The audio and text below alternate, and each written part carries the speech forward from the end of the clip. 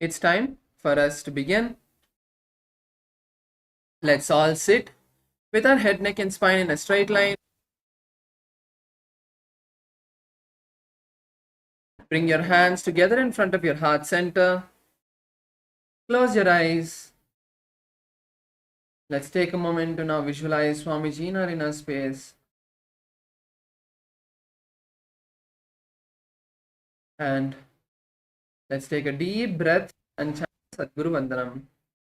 Nithyanandam Paramasukadam Kevalam Jnanamurtim Dvandvatitam Gagana Sadrisham Tattvamasya Ekam Nityam Vimalamachalam Sarvadi Sakshibhutam Bhavatitam Trigunarahitam Sadgurum Tam Namami.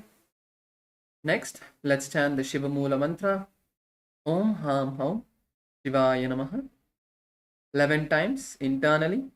I'll be chanting it aloud so all of you can follow along. Om Ham Haum Shivaya Namaha. Om Ham Haum Shivaya Namaha. Om Ham Haum Shivaya Namaha. Om Ham Haum Shivaya Namaha. Om Ham Haum Shivaya Namaha. Om Ham Haum Shivaya Namaha. Om Ham Haum Shivaya Namaha. Om Ham Haum Shivaya Namaha. Om Ham Haum Shivaya Namaha. Om Ham Haum Shivaya Namaha. Om Ham Haum Shivaya Namaha.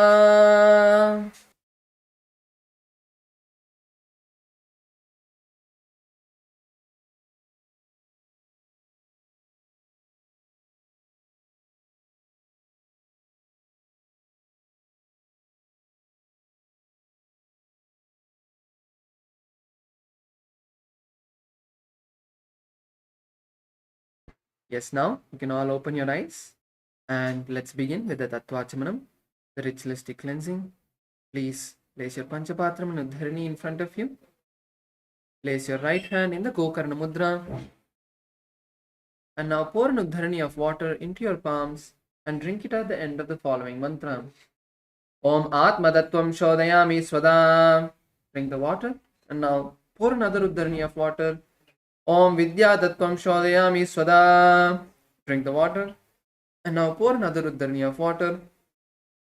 Om Shiva Tattvam Shodayami Swada. Drink the water. And now wash your right hand with an Uddharani of water. Now with the base of the right hand thumb, wipe the upper and lower lip. Om Ham Hridayaya Namaha.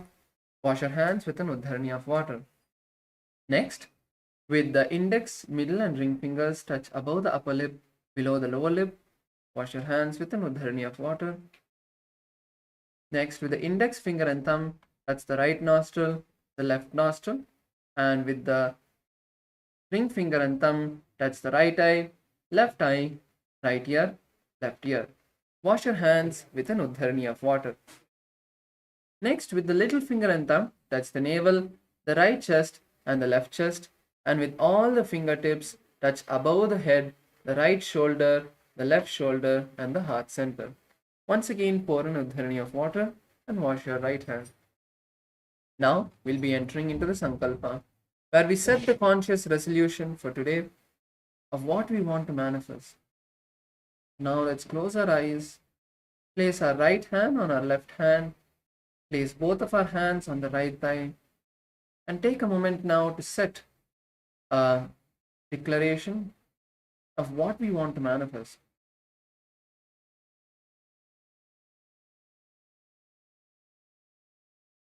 Take every aspect of your life.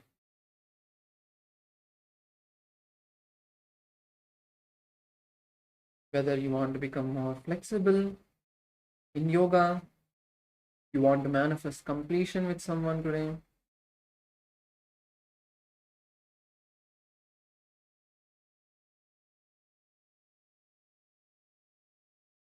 see that reality already happening. It's not that it is you want it to happen.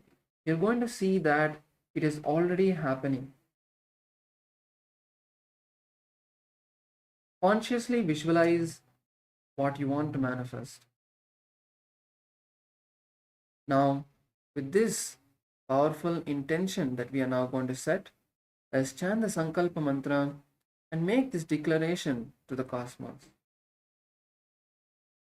Om Mamopata Samasta Duridakshayadvara Bhagavat Shri Nithyananda Paramashiva Prithyatam Shri Nithyanandeshwari Paramashiva Shakti Sameta Shri Nithyanandeshwara Paramashiva Prithyatam Cha Shubhe Shobhane Muhurte Adya Brahmanaha Dvidiya Pararde Shri Shvetavaraha Kalpe Vaivaswatamanmantare Ashtavinshaditame Nitya Yuge प्रथमे पादे जम्बूद्वीपे भारतवर्षे भरतखण्डे मेरोः दक्षिणे पार्श्वे शकाब्दे अस्मिन् वर्तमाने व्यवहारिके प्रभवाधीनां षष्ट्याः संवत्सराणां मध्ये विश्वावसु नाम संवत्सरे उत्तरायणे लक्ष्मी वेंकटेश्वर ऋतौ मेषमासे कृष्णपक्षे नवम्यां शुभदितौ मंगलवासरयुक्तायां श्रवण नक्षत्र शुभयोग गरजकरण एवं गुणविशेषण विशिष्टायां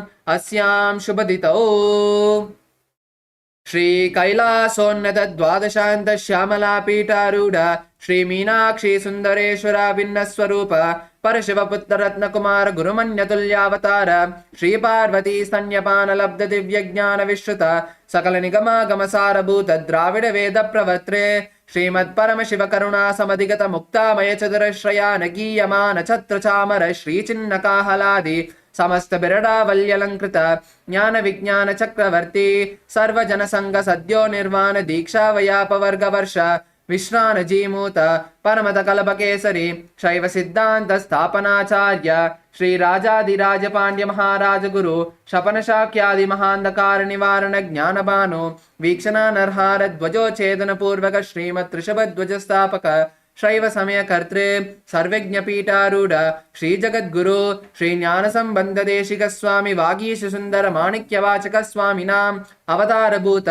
श्री ज्ञान संबंध स्वामी पुनरुद्धृत श्यामला पीठ सर्वज्ञ पीठ तृणवद्युत्तर द्विशततम गुरु महासन्निधान अरुणगिरि योगीश्वर परंपरागत अरुणाचल सर्वज्ञ पीठ गुरु महासन्निधान कैलास परंपरागत कांची कैलास सर्वज्ञ पीठ त्रयस्त्रिंशदुत्तर द्विशततम गुरु महासन्निधान नित्योत्सव नित्य मंगल नित्य कल्याण नित्यरिजित कैलास परंपरागत आदि कैलास नित्यानंद पीठ महासंस्थान महासिंहासन पीठ कर्त्रे साक्षात् श्री परमशिव समुद्भूत कैलास परंपरागत वैवस्वत मनुइक्ष्वाकु हरिश्चंद्र भगीरथ श्रीरामचंद्र शूरसेन इत्यादि अनवच्छिन्न सार्वभौम चक्रवर्ती परंपरागत चतुष्षष्टि योगिनी मंडित चतुष्षष्टि संप्रदाय प्रवर्तक मनुधर्म शासन सूर्यवंश प्राप्त सर्वज्ञ पीठ सुरांगी साम्राज्य मूर्धाभिषिक्त चूड़ामणि साक्षात् श्री परमशिव सद्भूत कपिल महागुरु पुनरुद्धृत महानिर्वाणी पीठ अष्टोत्तर सहस्र श्री महामंडलेश्वर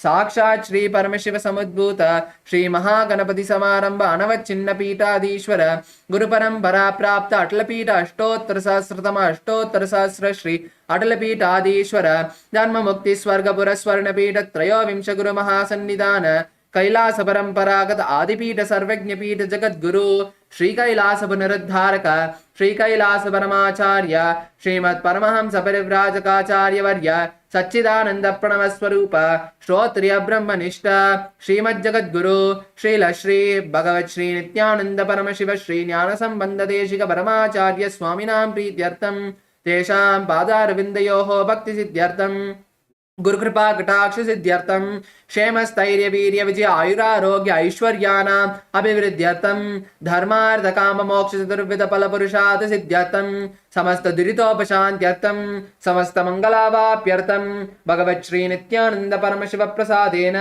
सकुटुम्बस्य ज्ञान वैराग्य जीवन मुक्ति प्राप्त्यर्थम पूर्ण आरोग्य युक्त दृढ़गात्र यौगिक शरीर सिद्ध्यर्थम परम शिव शक्ति आविष्करणार्थम नित्यानंद योगाभ्यासम करिष्ये. Now please take an udharani of water and wash your right hand. Om apaupasprisya. Now we can all place our panchapatram udharani aside and let's all stand up onto our yoga mats. Now going to be entering into the skeleton dance.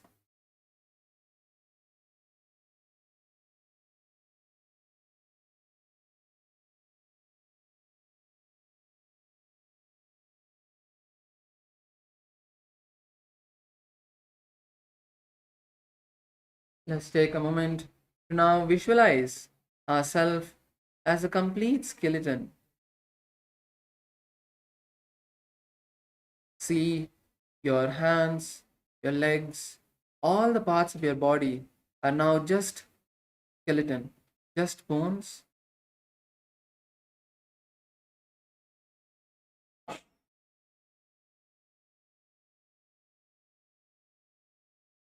Now let's slowly start to move every part of our body, our fingertips, our toes, our ankles, our wrists, our shoulders, our hips, our neck, every part of your body, move it in every direction. Start by first moving every part and slowly intensify the speed of how you're moving your body.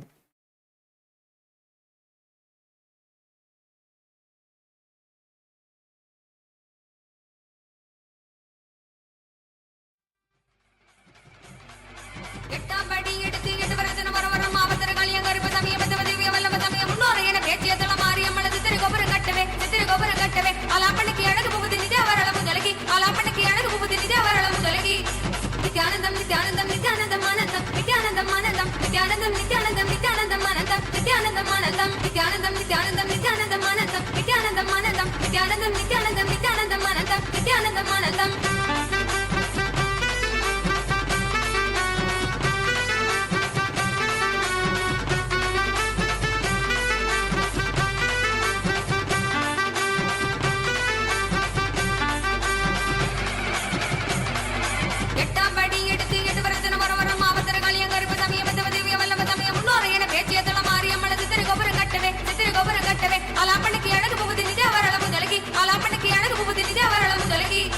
Nithyanandam, Nithyanandam, Nithyanandam, Anandam, Nithyanandam, Anandam, Nithyanandam, Nithyanandam, Nithyanandam, Anandam, Nithyanandam, Anandam, Nithyanandam, Nithyanandam, Nithyanandam, Anandam, Nithyanandam, Anandam, Nithyanandam, Nithyanandam, Nithyanandam, Anandam, Nithyanandam, Anandam. Move our body in every direction intensely.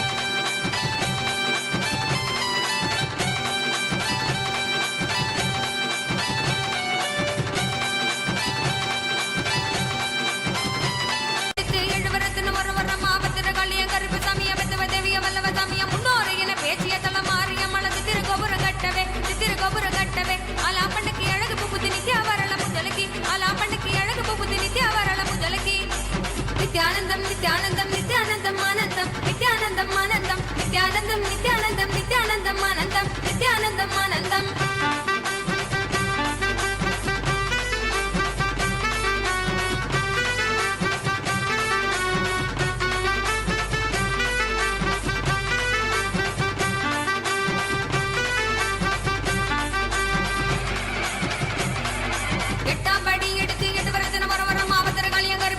Last few moments, move your body intensely.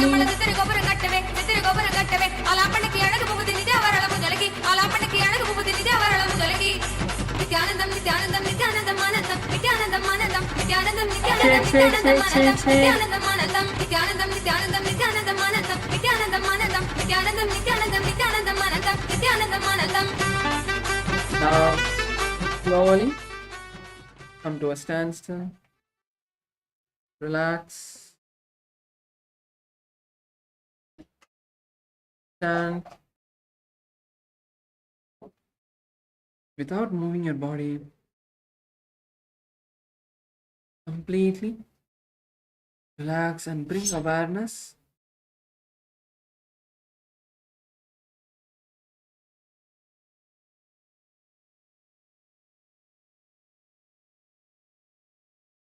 to your breath. Inhale as deeply as you can and exhale all the way, completely emptying your lungs. Feel like you're breathing all the way, pulling the air from your knees all the way up, and exhale deeply. So the air from your exhalation goes all the way to your knees again. Inhale and exhale nice and deeply.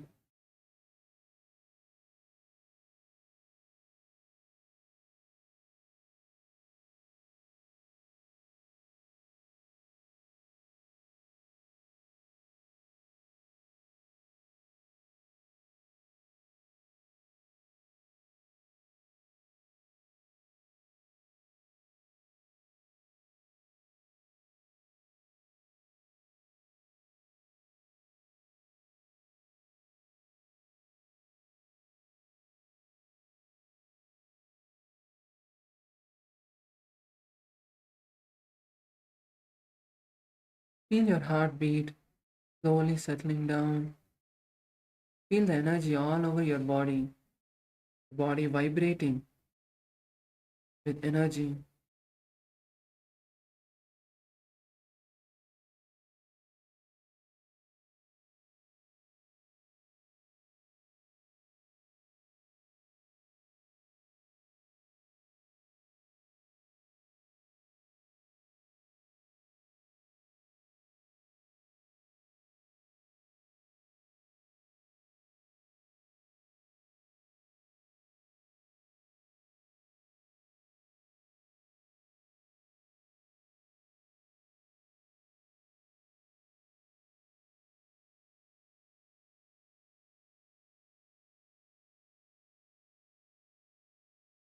Yes, now we can all slowly open our eyes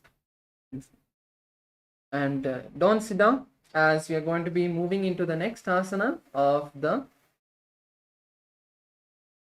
Dvitiya Vinyasa Krama. So that's going to be from a standing position.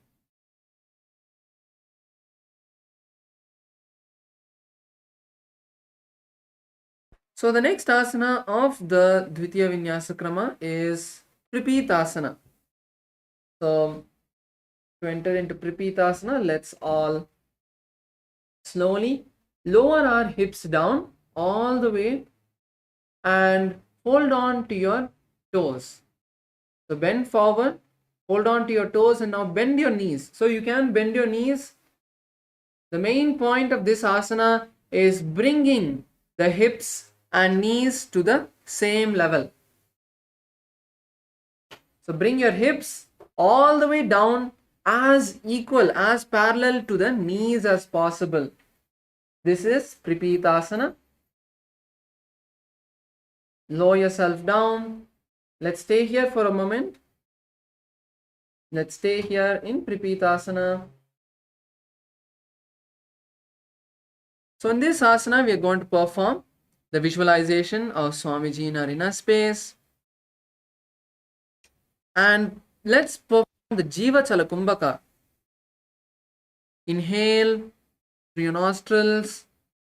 See the prana moving from your, going all the way to your toes and then moving up till your Sahasrara, all the way to your abdomen, your heart, your neck, all the way to your third eye, and then to the Sahasrara, and then exhale.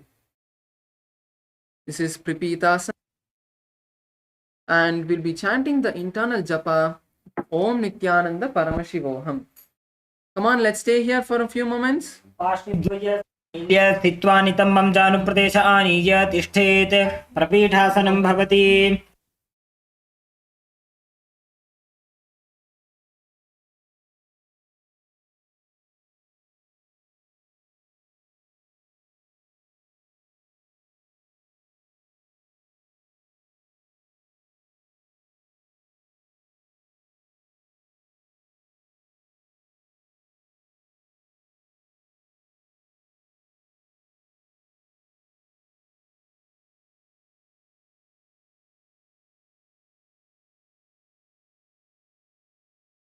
Now let's move to the next asana, which is Bakasana.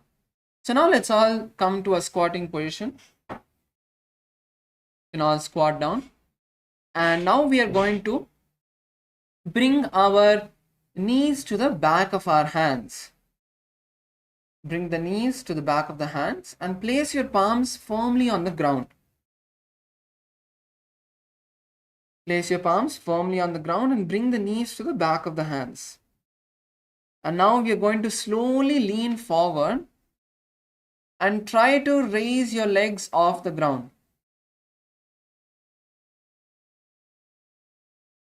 So the most important part of this asana is bringing your knees behind the hands. So only when you bring your knees behind the hands, you will be able to balance here. So I'm also going to give an easier variation for some of the participants who are finding this a bit difficult. So instead of bringing your knees all the way behind the hands, bring your knees to the side of your elbows. So just above your elbows, but your knees will be outside. Now you can lean forward onto the hands and balance. So the same thing, but it is a bit easier because the entire weight of your legs will be coming onto the hands from the side more than directly pressing the back of your hands. So it will be a little bit easier. So let's try whichever variation is comfortable for us. Yes, Nithyanandam, Ma Yoga Atma Shakti. You can try the first variation, Ma. Yes, Chanliya, good. That's good. Harshaya, bring your knee higher up, Aya.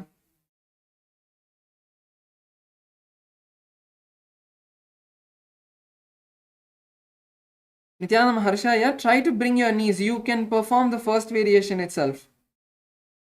Try to bring your knees to the back of your hands itself and try. Yes. Yes, that's good. Slowly lean forward. Yes. So your legs are slightly slipping out, but that's okay. A good start. Yes, Saira Maya, that's good.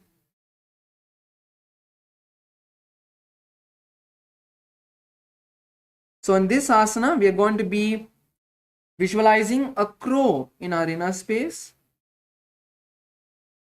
And we are going to perform the Jiva Chalakumbhaka. So the Jiva Chalakumbhaka is where you inhale through the nostrils, visualize the prana moving from your toe to the head, and then exhale. Let's also perform the Mula Bandha, tightening the perineal muscles.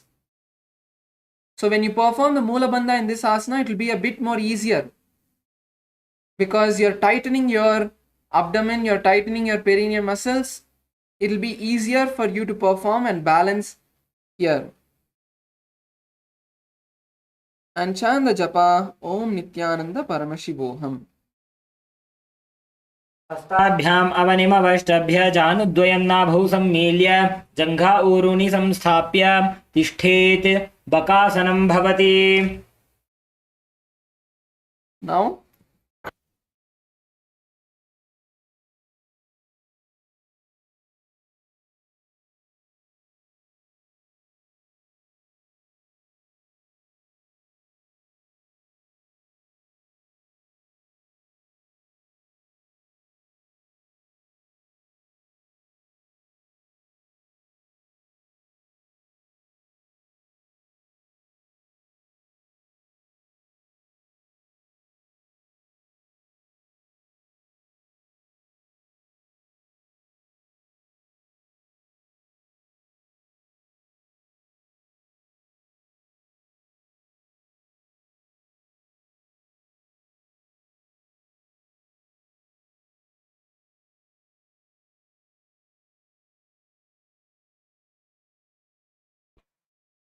the next asana that we are all going to be performing is going to be Sushtanga Kapali Asana.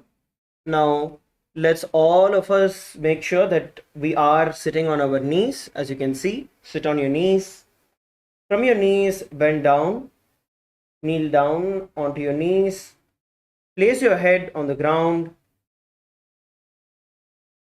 Place your head on the ground. Hands, make sure that your hands are being placed shoulder width apart. Okay, you have your hands shoulder width apart. And then place your hands on the ground. Now, by doing this, you know where to position your head. Now, spread your palms for support.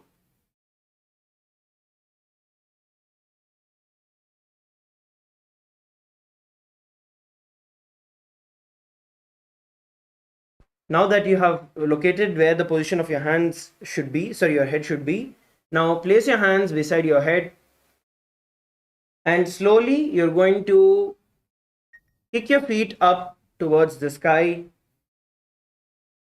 and then get into Padmasana. So we are going to do this with our partners. We'll do this together. So all of you can pair up, please pair up. All of you please pair up so you can support each other.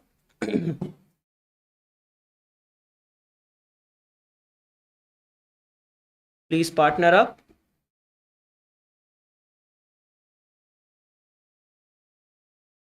So support the other partner when they're trying to lift.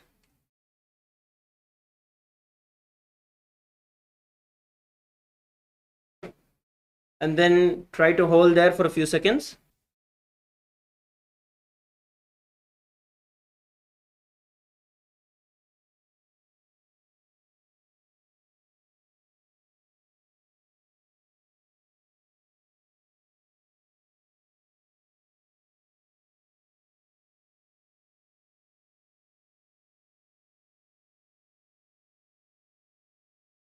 Yes, hold on for a few seconds. Salem, Selathla pannunga, partner pani pannunga. Salem, Malaysia, partner up. Yes, you can take help of your partners and try. And then switch partners. You can then switch partners.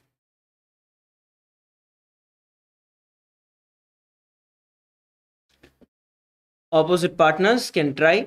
Now in this, you can make sure that one, your hands are being placed in front of your head.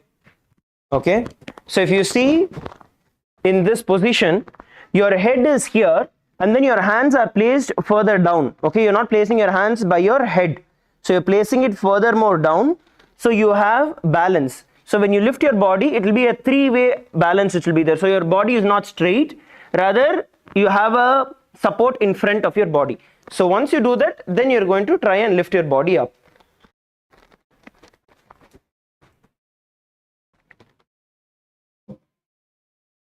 So make sure that your hands are placed by the side in front of your head, and then you're going to slowly try and lift your feet off the ground. The person who is supporting you can be there to make sure that you do not fall off and you're balancing, so you can hold. The important thing that you are looking at here, which is actually going to give you the balance, is this bend. If you place your hands here beside your head, you will not get balance. You will only get balance when it is in front of you. You can relax and then switch partners. Let's all try it together.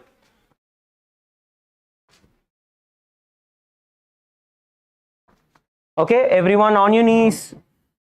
Partners, if you're switching, on your knees. Hands shoulder width apart, head on the ground. Make sure that your palms are in front of your head. And slowly lift your feet off the ground, kick your feet off the ground, and then enter into Padmasana. Once you stretch your feet out, you can then get your feet into the Padmasana position and hold. Now you're going to internally visualize Swamiji in your inner space and the internal japa Om Nithyananda Paramashivoham. आसन को गुण कपाल आछो होई. Relax. Let's now go to the next asana. All of you relax. Please come back and be seated.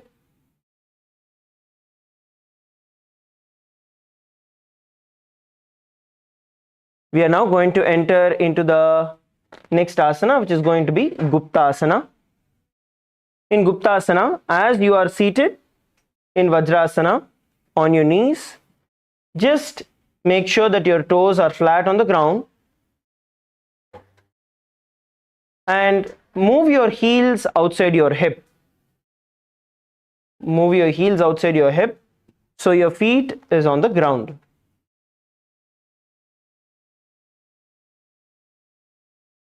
So your feet is on the ground. Sit straight.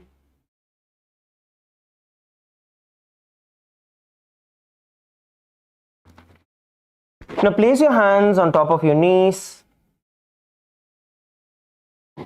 Place your hands on top of your knees. Visualize yourself as Paramashiva, seated in your inner space. Bring your gaze to the nose. Gaze at your nose. Sit straight. Inhale and exhale.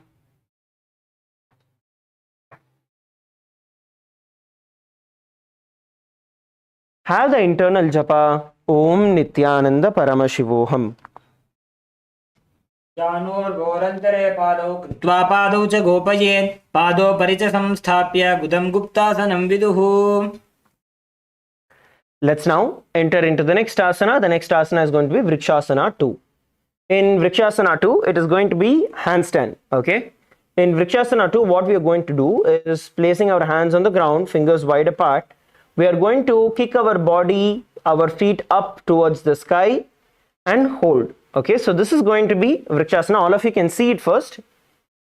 We are going to do it with the support of our partners. You can take the help of your partners as well. So you're going to kick, hold as much as you can and then drop back down again. And then you will repeat it a few times. Okay, so first things, all of you can come onto your feet, place your hands on the ground in Gajasana position. Come on, every one of you, hands on the ground, feet on the ground. Take your hips up towards the sky. Now you need to make sure that your hands are nicely spread out. Please make sure that your hands are spread out nice and wide. So your hands are going to be spread out fully. Okay, have it shoulder width apart and then your fingers spread out. So when you do that, your hands will get rooted onto the ground just like roots of a tree, which will give you a lot more balance. And then you're going to kick your feet up one at a time. Kick your feet up one at a time. Try to hold, try to find a balance while your partner can support you. Hold there for a few seconds and then you can drop. And then you're going to try and repeat one more time. Yes, come on, this is for everyone. Don't think that this is not something for you. Malaysia, every one of you do it. Idi ellarkume Salem. Ma idu 2 பேருக்கு 3 பேருக்கு மட்டும் கிடையாது, எல்லாரும் பண்ணலாம். நீங்க வேணா ஒரு 2 பேர் சப்போர்ட் எடுத்துக்கோங்க. You can take the support of any number of people you want, but please make sure that you are doing it. 1 or 2 people can support.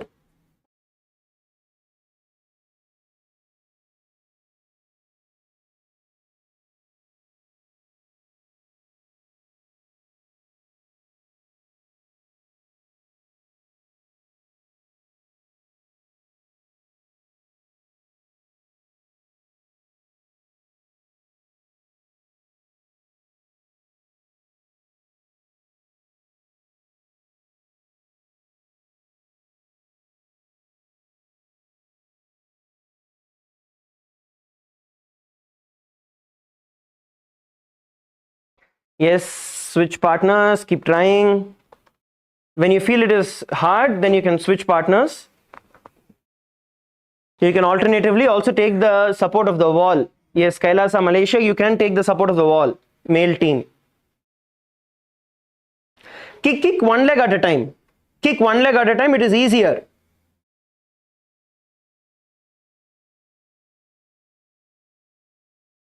Yes, Ma Yogatma Shakti. You can take the help of a wall, Ma. That will help you.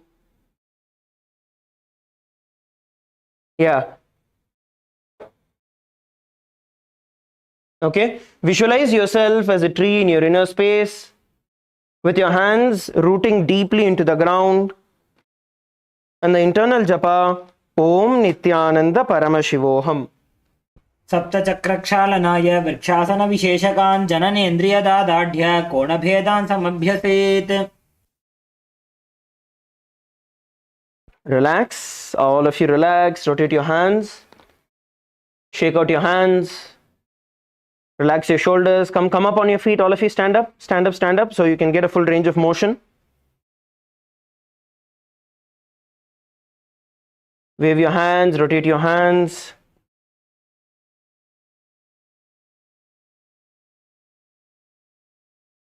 Shake out your hands.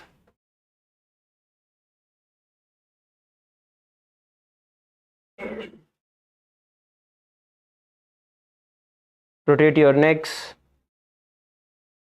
Rotate your hands.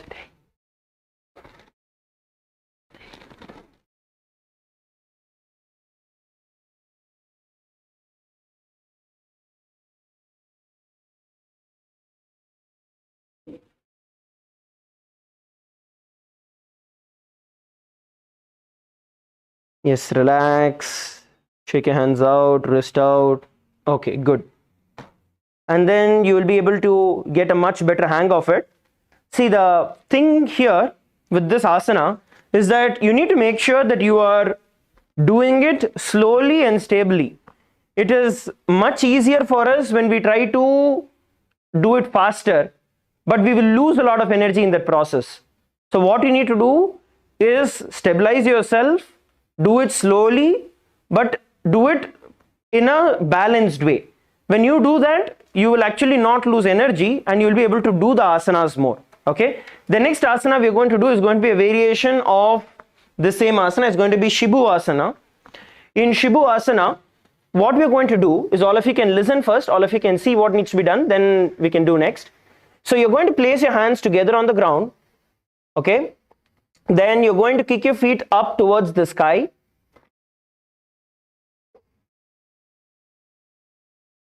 And hold in this position. The difference between the previous and this is that your hands are placed closer together. And then relax. So once again, the focus that we want here is make sure that you are doing it nice and slow. If you are finding it difficult to kick up, or you're having time, like you're finding it difficult, first make sure that your hands are nicely rooted onto the ground. Okay, then you need to move your shoulder a little forward and then kick one leg up at a time. Okay, so don't keep kicking up, jumping down, kicking up, jumping down. That will lose energy. So if you kick up and then you have dropped down, give it a few seconds gap, shake out your shoulders, shake out your hands, and then you're going to repeat it again. Okay, so this time we're going to try this with a little bit of technique, and let's see how many of us are able to get better with it. Are we all ready? If yes, can you all give me a thumbs up? Thumbs up on the screen, please. Okay, great. Okay, all of you on the ground, you can either take the support, whoever is going to be on the ground, the other person can be standing beside, as you can see on the screen. Yes. So now from this position, you're going to kick one foot up towards the sky and try and hold. LA main team, Malaysia male team, please partner up. Malaysia female team, you can also partner. Let's start.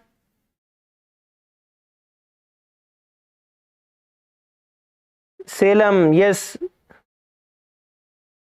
Place your hands nice and strong on the ground and then kick your feet up. One at a time. Yes, good. Great. Salem, good job.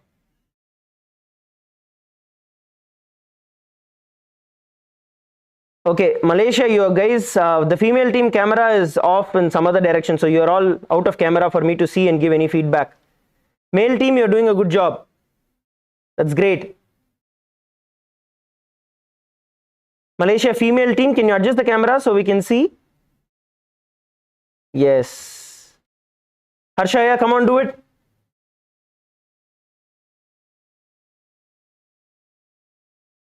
Yes, Ma Yogatma Shakti, you're doing a wonderful job. That's great.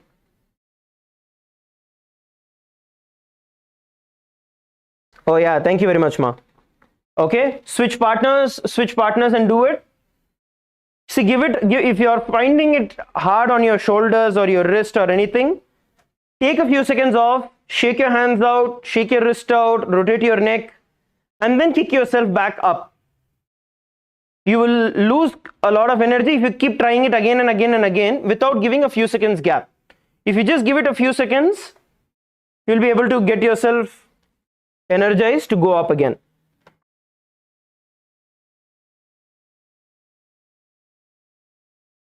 Yes, all of you are performing the Shibu Asana. Now visualize Swamiji in your inner space and the internal japa Om Nithyananda Paramashivoham. भूपक जोड़ी माही Gulf मिलाए. Okay, relax. All of you relax. Now we're going to be entering into the next asana. The next asana here is going to be Matsyasana. Now all of you lie down on your stomach. Yes, relax, lie down on your stomach.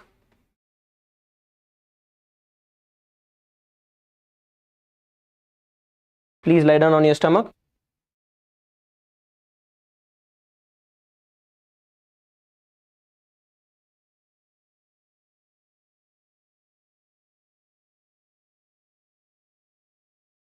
Lie down on your stomach.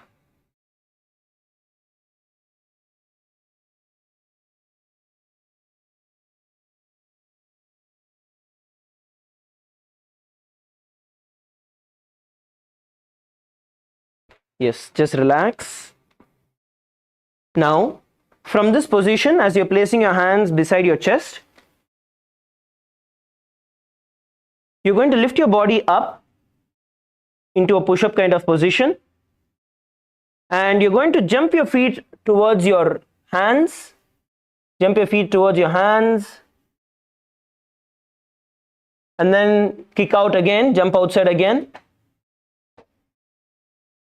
Now go down and up in a push-up position. Okay, so let's do this together. All of you on your stomach, everyone on your stomach. Okay, everyone on your stomach. Lie down on your stomach, hands beside your shoulders. Ready? At the count of 3, we're going to lift our body up above the ground. If you're not able to lift your entire weight, you can lift it on your knees also. So lift your body up. Lift your body up, and now go down again, and then up again. Okay, we're going to do the push-ups for 10 times. So you can either do it with the support of your knees, or you can, if you feel that you are comfortable, then you can do it on your legs also. So those of you who are finding it a little hard, you can place your knees on the ground. If not, you can lift your feet off and then go down and up. So whichever you feel comfortable with, you can do that. So all of you relax. Let's do this together. Ready? Count of 10. We're going to do 10 times. Ready? 3, 2, 1, start. 1, up and down. Next, 2, up, down. 3, up, down. 4, up, down. Come on, 5, push, up, down. Come on, 6, up, down. Come on, 7, up, down. 8, go up, down. 2 more. Ready? 9, go up, down. Last one, let's do it together. Come on, everybody together. On your feet, on your hands. Ready? 3, 2, 1, push yourself up and down. Good job. Yes. Now, as you are laying down on your stomach, visualize yourself as a fish in your inner space and the internal japa Om Nithyananda Paramashivoham. निर्जं शयनं कूर्परो पार्श्वभागायाम् ऊर्ध्वकृत्या हस्ततलाभ्यां भूमिं वष्टभ्यां वारं वारम् उड्डानं कुर्यात् मत्स्यासनं भवति. Relax. Yes, all of you did a wonderful job. The next is going to be Sarpasana 2. Now, as you're laying down on your stomach, place your hands by the sides of your hips. Place your hands by the side of your hips. Now, you're going to visualize yourself as a snake in your inner space. And just like how a snake would slither to the left and right, by placing your hands on your hips, you're going to move your upper body to the left and right, visualizing yourself as a snake in your inner space. Visualize snake in your inner space. Move your body left and right. The internal japa Om Nithyananda Paramashivoham. निर्जं शयनं कृत्वा हस्तौ नितम्बं संस्थाप्य पादोदीघीकृत्य सम्मीलयन् पुरसगन्तव्यं सर्पासनं भवति. Now, place your hands under your chin. Place your hands under your chin, your elbows on the ground.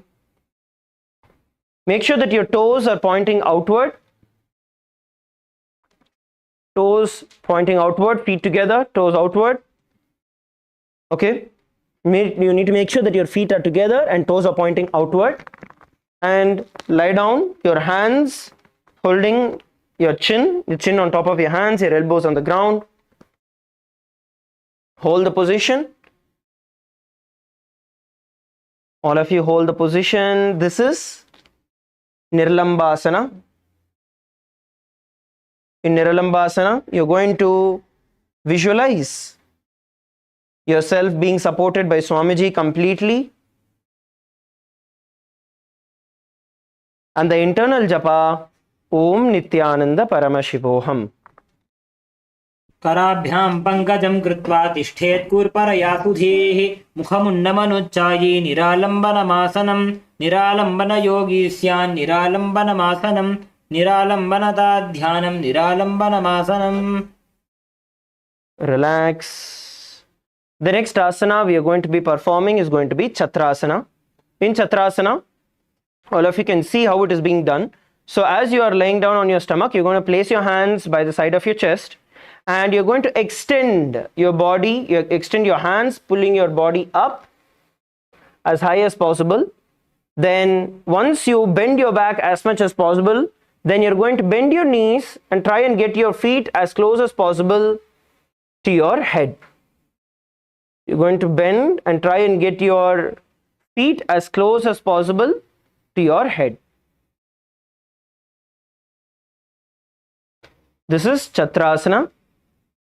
Let's all do it together. Relax, all of you relax. On your stomach, place your hands by your chest. Please place your hands by your chest. Now, the goal for us here is to lift all the way from our hips. So, when you are lifting your body up, right, when you are extending your hands, you are lifting all the way from your hips. So, you see there is gap all the way here. That is when you will be able to bend your feet, getting it closer to your head. So you don't want to just bend from your back alone. Okay, this is not this. Rather, you're going to pull more up and get your hips also out. Only when you do that, you'll be able to get your feet to the head. Okay, let's do this together. All of you now pull your body up with your hands and bend your knees. Bend your knees. Look up towards the sky, not at the screen. Look up to the sky. Sky, sky, look to the sky. Salem, look to the sky. And hold. Visualize yourself as an umbrella in your inner space, protecting Swamiji from the sun rays. And the internal japa, Om Nithyananda Paramashivoham.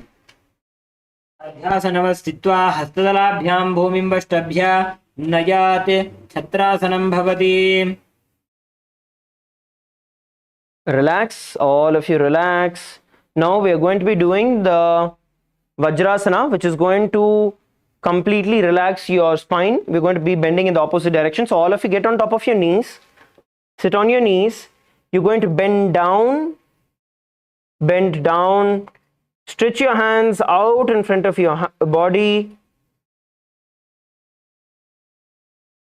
Stretch your hands out. Stretch your hands out. Come on, every one of you, please do the asana.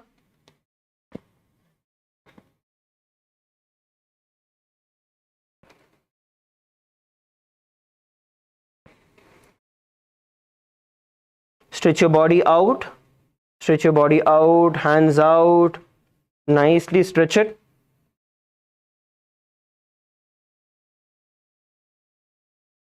Now we are going to do a slight variation in this. Now what you're going to do is look closely on the screen. Just look up on the screen for a couple of seconds. Now you're going to bend your head. You're going to bring your head all the way in. So instead of straightening your back, you're going to arch your back, getting your head in as much as possible. So you give your back a much more stretch. So instead of straight, you're going to bend, arch your back. So that you can do by getting your head all the way in, as close as possible to your knees.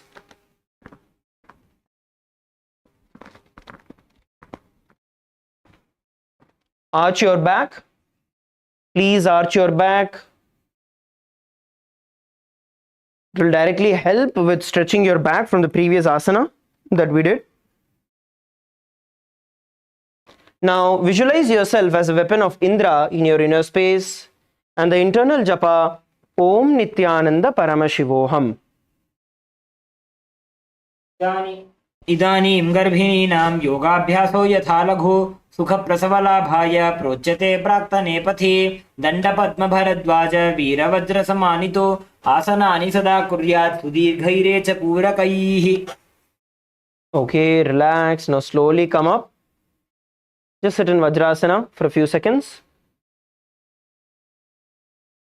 Relax, just sit in Vajrasana for a few seconds. Close your eyes. Inhale and exhale. Sit in a relaxed, comfortable position.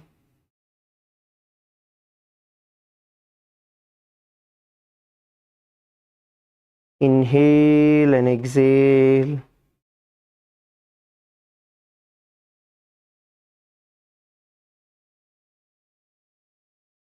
Bring your breath to the normal.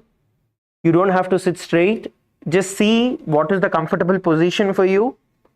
If you want to bend your back, you can bend. If you want to arch your back, you can arch. If you want to sit straight, you can. Try and get a comfortable position for a few seconds.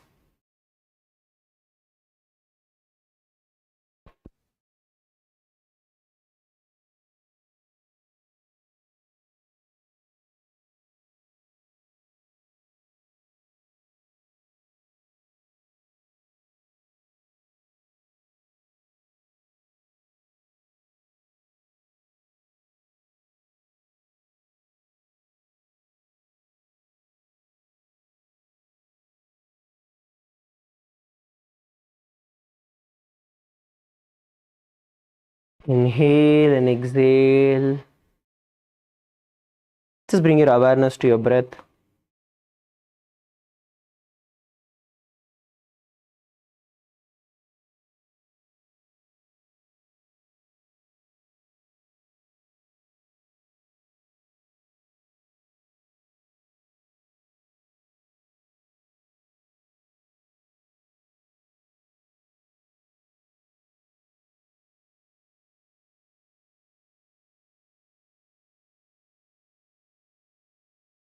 Inhale and exhale.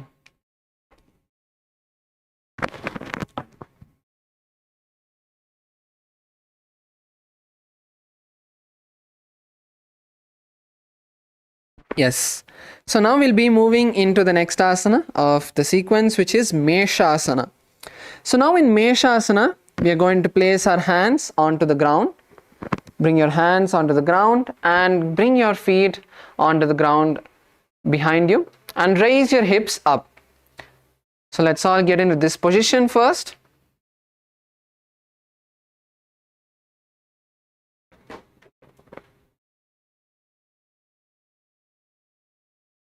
So let's get on to our hands and knees, legs. And now we are going to visualize ourselves as a ram. And now you're going to stomp your hands like how a ram would prepare itself before it charged. So with power, raise your hands and place them on the mat. Try to keep your heels on the ground.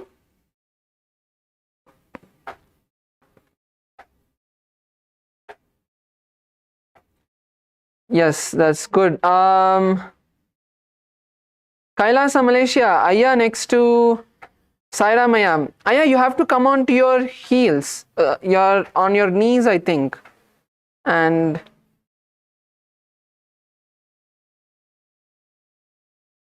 yes, Kailasa, Malaysia, Ma Yoga Jnana Rupini. Don't bring your legs so close, Ma. Your legs are too close to yourself.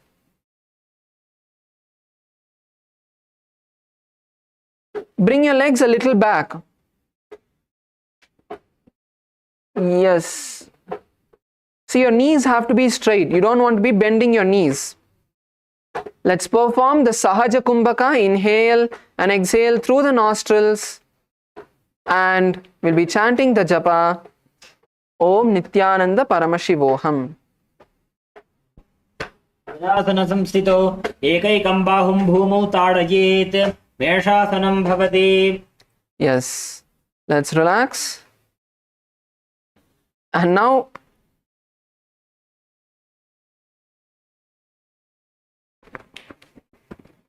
we are going to be moving into the next asana, which is Ajasana. So now in Ajasana, we are going to be performing an inverted asana. So we can take the support of a wall or a partner to perform this asana. So let's first bring our hands onto the ground. So this is very similar to the previous asana of Vrikshasana, Shibu asana that we just performed a few moments before. So bring your hands onto the ground. And now you're going to kick your legs as high as you can. Get into the handstand. This is the first step. So let's on this step. There are some of us who can perform the handstand even with support easily. So for those of you who can perform it easily, slowly try to bend your elbows and bring the forehead onto the ground. And then you can lower down again. So this is Ajasana. Now let's all first focus on the first phase of the asana. Let's first get into a handstand. So let's all get into a handstand. Please partner up. Use the support of a wall. And now bring your legs up into the handstand. Yes, that's good, Kailasa, Malaysia. Chenli Aya, that's good, Aya. Now try to slowly lower your forehead to the ground. Yes, that's good. Use all of that strength. Yes, that's perfect, Aya. That's perfect. So use your core strength. Use your hands. Engage your entire body. Tighten it. Tighten it as you slowly lower yourself down. So you can use the support of the wall or a partner to perform. If you're using a support of a partner, your partner can hold your legs so that they're slowly lowering yourself down. So they can hold your legs. Your partner can hold your legs, maybe your calves or ankles. Yes, Ma Yoga Jnana Rupini, you're doing a headstand, Ma. You have to go into a handstand. Place your palms on the ground and kick yourself up.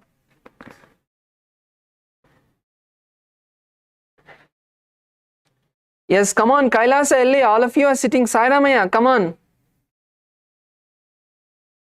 Partner up, Punidhanaya, go help Sairamaya. And is that Danielaya in the back? Oh, I don't know Aya's name, but that's fine, Aya. Can you come forward and partner up with the other Aya next to Sairamaya? So hold your partner's leg and now kick your legs up. Sainamaya, you need to kick, bring some force, some momentum. Otherwise, you won't be able to bring your legs all the way up. See, Sairamaya, bring your legs down. Bring your legs down. If you see now Maharaj, how Maharaj is doing, he is kicking his legs up. So give all that you can. So the person who is assisting the Acharya is not lifting his legs. He is only holding his legs when he brings his legs up. So same way, you need to kick your legs with as much force as you can and bring your legs up.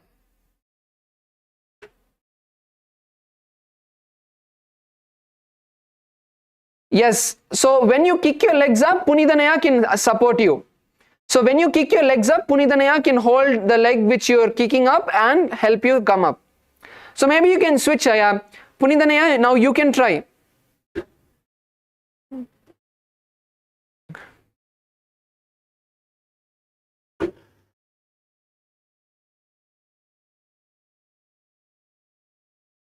So, yes, Ma Sweta, that's good.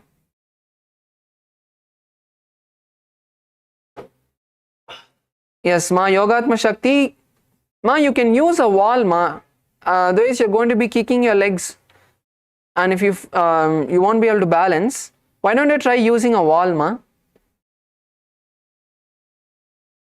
So in this asana, we are going to visualize Swamiji in our inner space. And we are going to perform the Sahaja Kumbhaka, inhale and exhale through our nostrils and chant the japa Om Nithyananda Paramashivoham. गजासन संस्थितो पादद्वयमन्तराळे कृत्य मस्तकेन भूमिं स्पृशेत् अजासनं भवति. Yes, Ma, Yoga Jnana Rupini, that is also a good way to get into the handstand. That's also a good way. Anyways, now you can all relax. Let's all sit down for a moment, catch our breath. Sit down for a moment, catch your breath.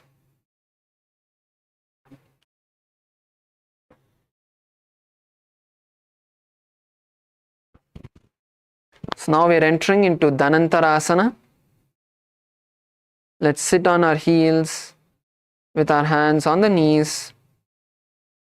Harshaya, sit on your heels, Aya.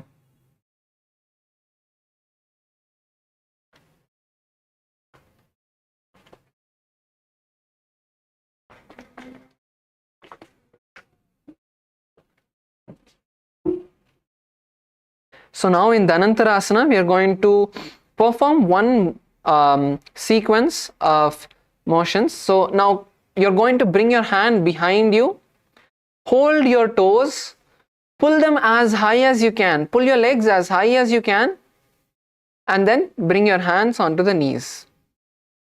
So this is Dhanantarasana. Pull your toes as high as you can, and then bring your hands onto the knees. We are going to visualize Swamiji in our inner space. And now once again we are entering into the Ujjayi Kumbhaka. So all of us remember how to perform the Ujjayi Kumbhaka. We have to inhale through the back of the throat nice and deep. Inhale through the back of the throat nice and deeply and exhale through the nostrils. So your breath has to be as deep as possible. It cannot be shallow, because when you do the Ujjayi Kumbhaka and breathe through the back of the throat, it makes that ocean-like sound. That's why it's called the Ujjayi Kumbhaka. Gaze to the tip of your nose. Bring the gaze to the tip of the nose.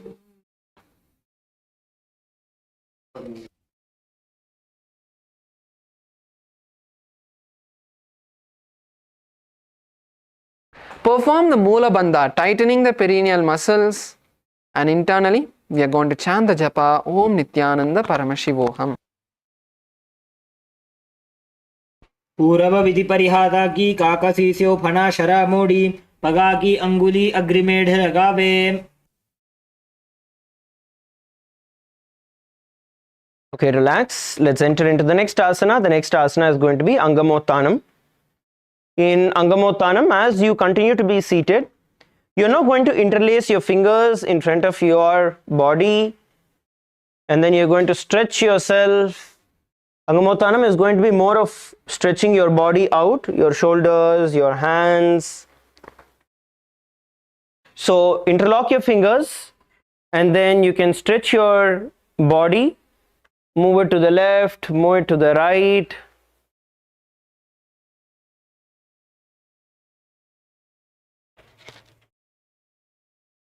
And twist yourself.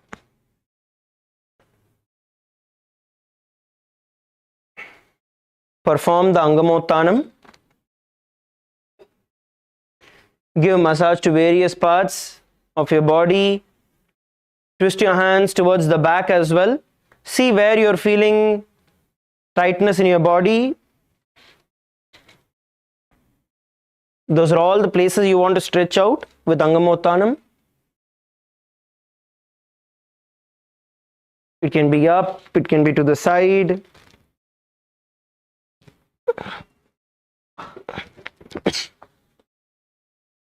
Visualize Swamiji in your inner space and the internal japa Om Nithyananda Paramashivoham. हस्तयोः अङ्गुलीर्बद्ध्वा हस्तयोर्मध्यात् सर्वमङ्गं निष्कासयित्वा. Okay. The next asana we are going to be performing is going to be Garudasana 4. In Garudasana 4, you're going to be sitting on your heels in Vajrasana. From this position, now you're going to turn your feet out towards the side. Turn your feet out towards the side and you're going to sit straight with your head, neck and spine in a straight line. If you feel sitting down like this is a little harder for you, you can take the support of your hands and slowly try to sit down. Okay, your feet goes outward and then slowly with the support of your hands, slowly try to sit as much as you can. Try to sit as much as you can and take the support of your hands and hold where you feel you are stuck. Hold in that position. Yes, Harshaya, come on, do it. Sairamaya, let's do. Yes. Female team, LA. Yes. Feet out, stretched outward. You can have enough gap between your knees. Try and sit. Sairamaya, open your feet outward. Open your feet outward. You can see on the screen, the feet is stretched out. Yes. Not back, out. And try and sit as much as you can. Now, you're going to visualize yourself as Lord Garuda in your inner space. And the internal japa, Om Nithyananda Paramashivoham. जङ्घोरुभ्यां धरां पीड्य स्थिरकायोद्विजानुना जानु परिकरद्वन्द्व गरुडासनमुच्यते. Okay, relax. The next asana we are going to perform is going to be Ananda Mandirasana. Now, as you are seated in this position, your feet are going to come back to normal position. Rather than pointing outward, it's going to point backward. And open your knees nice and wide. Open your knees nice and wide. Keep your feet at the back. And you're going to hold on to your ankles. Hold on to your ankles and open your shoulder nice and wide. Okay. Once you hold on to your ankles at the back, you're going to open your shoulders wide so your chest opens up. Hold on to your ankles at the back of your body. Now, while doing this asana, nicely sit straight and stretch your shoulder out.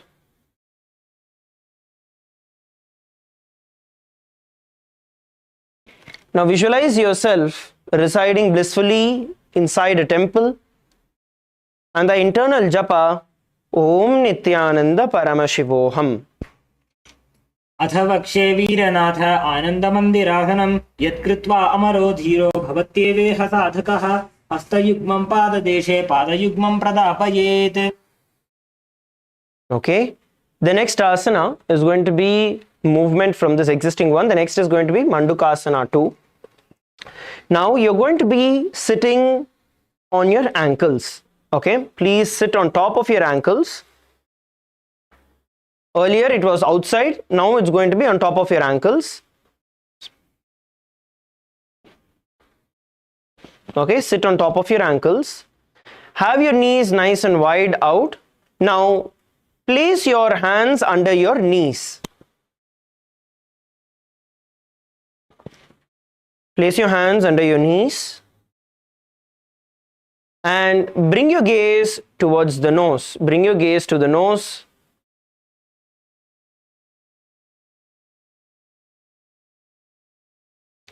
Bring your gaze to the nose. In this asana, we are now going to be performing the Uddiyana Bandha. So you're going to first inhale, and then exhale completely. Pull your stomach in and up. Pull your stomach in and up. Hold for as comfortably as you can and then exhale and then repeat it. While doing this, visualize yourself as a frog in your inner space.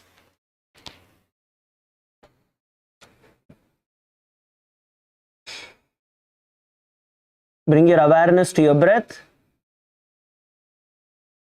Salem kai vandu mutti kadila. Salem female team mutti kadila kai vekanum. Hands under your knees, not your thighs.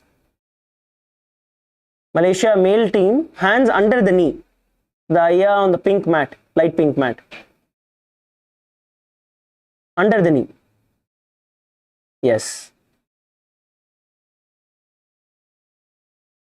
Now, visualize yourself as a frog in your inner space and the internal japa Om Nithyananda Paramashivoham. पृष्ठं सम्पीड्य गुल्भाभ्यां जान्भङ्गे सवलयाकृतिः हस्तो पादतले क्षिप्तो मण्डूकं पाददोषहृत्. Relax. The next asana we are going to be entering into is going to be the Narasimhasana.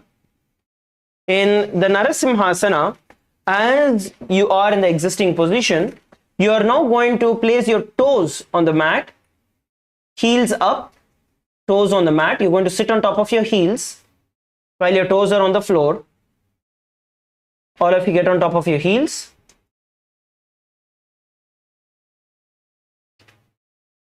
And now place your hands in front of your thighs.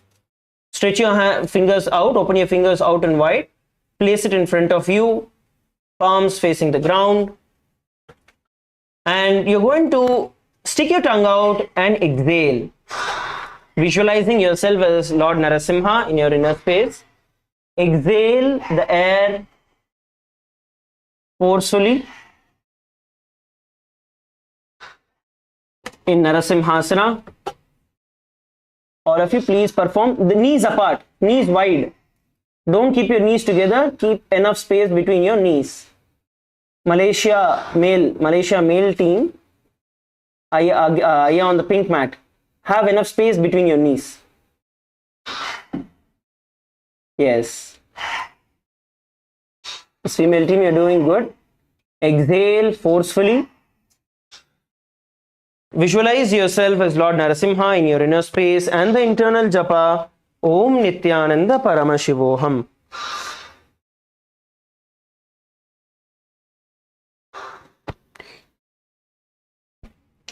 दोहु फणा पाणी होए वैसे AD Mailer गुदानी वैसे समशरीर नी काट हरावे NASA अग्र दृष्टि को ल्यावे. Relax. Relax. The next asana we are all going to be performing is going to be Bisrakasana. In Bisrakasana, what we are going to do is, as you are seated on your heels, knees down, you are now going to separate your knees sidewards, have enough space in between your knees.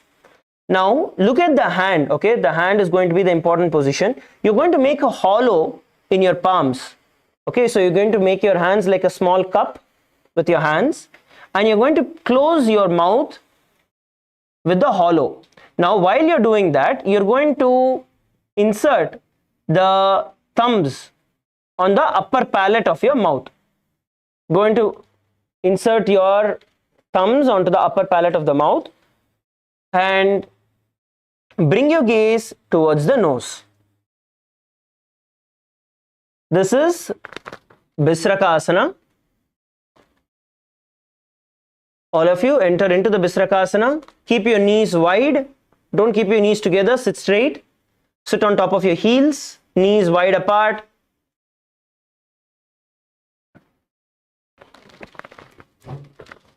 Keep your knees wide apart.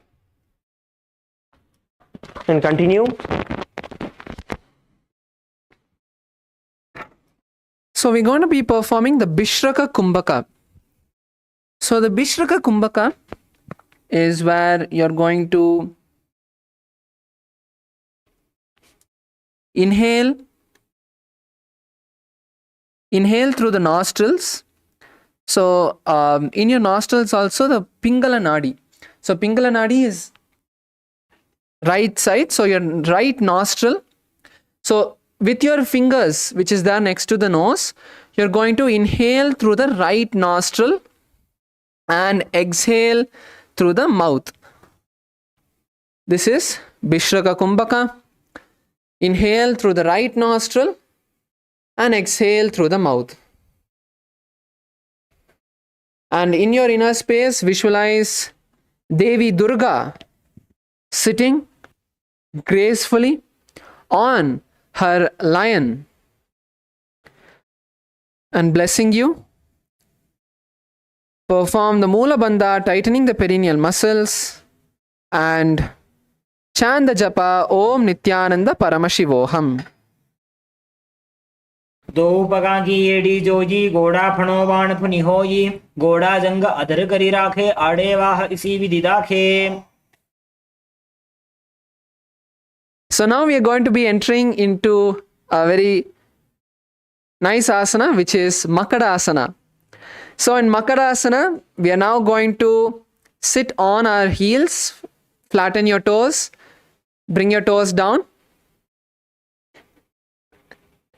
And now you can bring your hands to your side and you're going to visualize yourself as a playful monkey, and how a playful monkey would scratch itself. You're going to scratch the side of your body, visualizing yourself as a playful monkey.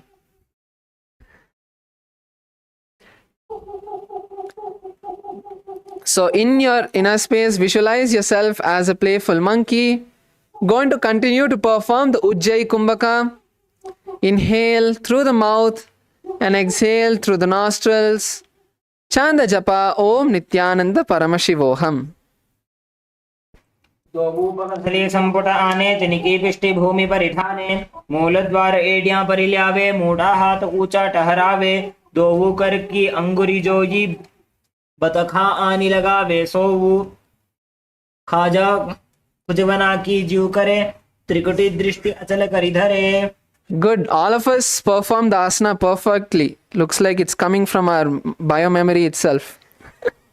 So now we are going to be moving into the next asana, which is Vajrashankarasana.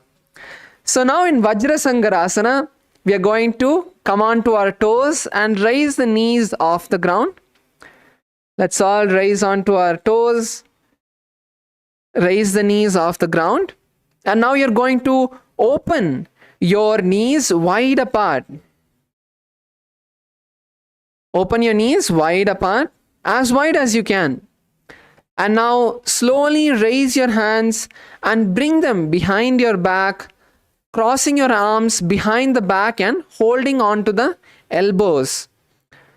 So knees off the ground, sit on your heels, sit on your toes, and keep your hands crossed behind the back. Visualize a diamond in your inner space. Visualize a diamond in your inner space. Let's balance here, performing the Ujjayi Kumbhaka. Inhale through the mouth and exhale through the nostrils nice and deeply. And chant the japa Om Nithyananda Paramashivoham. प्रथम फणा पाणी होए बैसे, दोवू एड़ी गुदानी बैसे, घोड़ा उभा राखे धीर, आड़े वाय पसारे धीर, पृष्ठ दिशि दोवू कर आने, तिनके जुगत ऐसे विधि ठाने. Relax, lower your knees to the ground.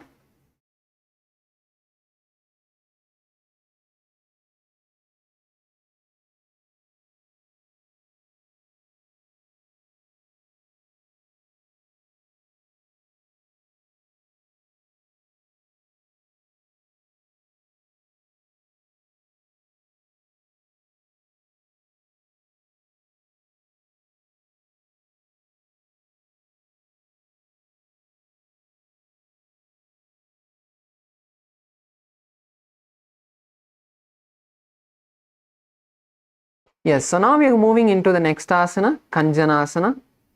So let's sit on our heels. Sit on your heels, and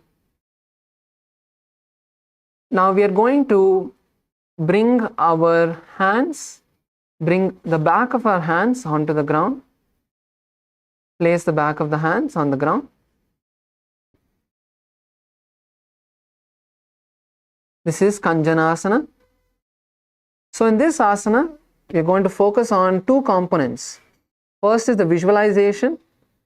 So let's now close our eyes and visualize that whatever issue, ailment we have with our body is being completely healed by Swamiji. Take a moment to close your eyes and see Swamiji's healing energy completely curing any issues.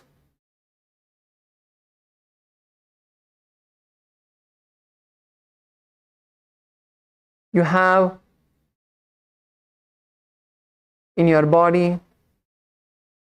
Continue to perform the Ujjayi Kumbhaka.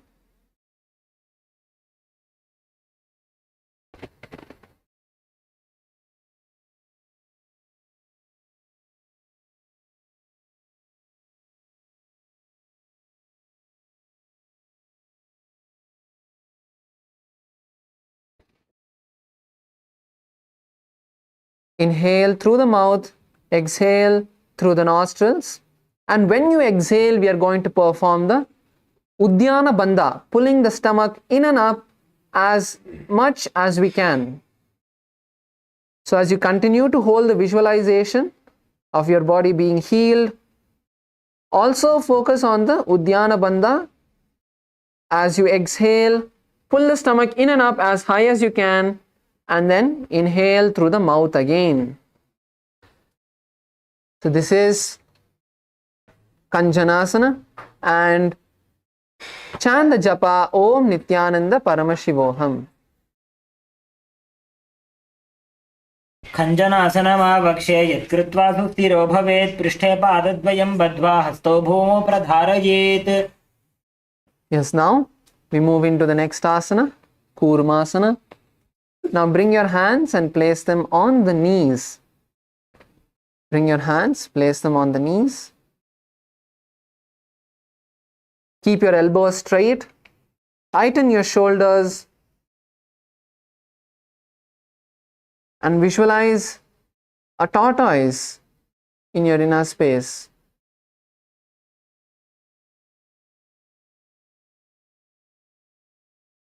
We're going to perform the Ujjayi Kumbhaka.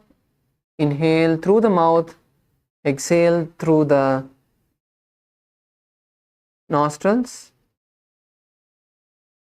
Perform the Mula Bandha, tightening the perineal muscles. Gaze to the tip of the nose and chant the japa Om Nithyananda Paramashivoham.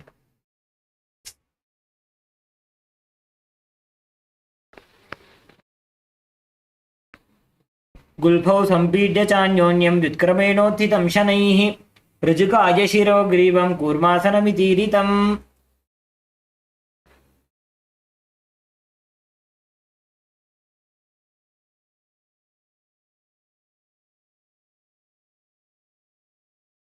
Now we move into the next asana, Yogasana.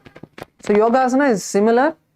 So in the previous asana, we tightened our elbows, we tightened our shoulders. This time just sit relaxed. You can keep your back straight. You can relax your shoulders, relax your hands. Just keep your hands on the knees. Once again, we are visualizing Swamiji in our inner space. Ma Yogatma Shakti, you can bring your knees together, Ma. No need to keep the knees wide apart.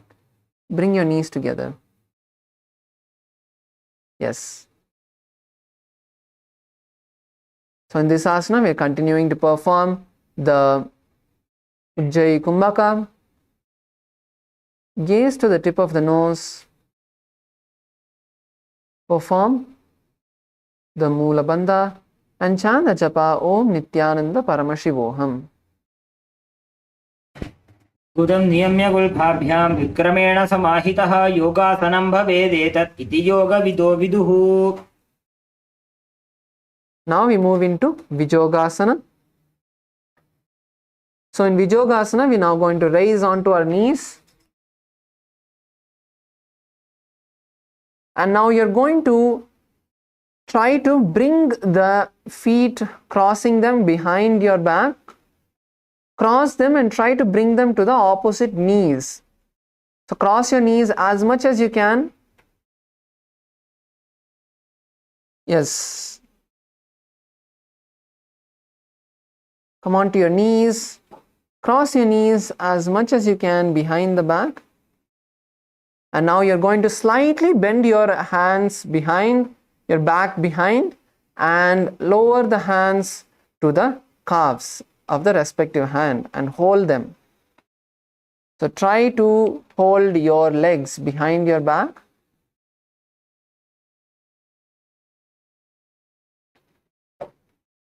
This is Vijogasana. Visualize Swamiji in your inner space and gaze to the third eye in this asana.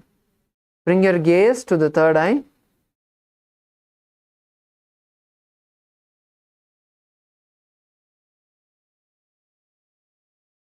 Perform the Ujjayi Kumbhaka. Inhale through the mouth and exhale through the nostrils.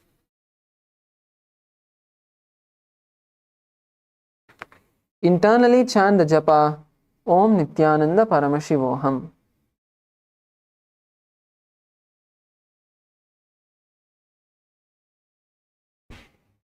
गुदं नियम्य गुल्फाभ्यां विक्रमेण समाहितः योगासनं भवेदेतत् इति योगविदो विदुः. Relax, you can uncross your legs.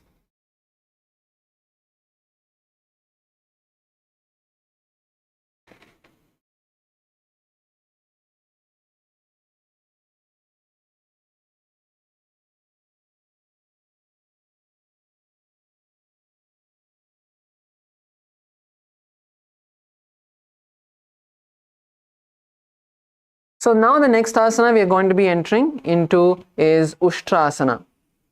So in Ushtrasana, let's raise on to our knees.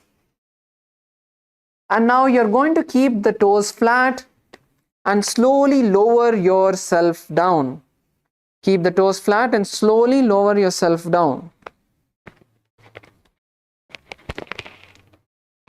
So to balance in this asana, you have to push your hips forward. Push your hips forward and at the same time lower yourself down.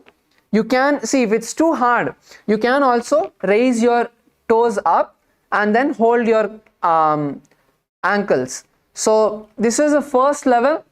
If it's too hard to bend all the way down, but try as much as you can. It's going to nicely stretch your back. So once you're able to hold your toes, hold your ankles, when continue to perform the Ujjayi Kumbhaka and chant the japa Om Nithyananda Paramashivoham.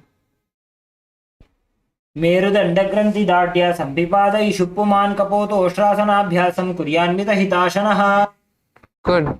Slowly raise up, or you can sit down.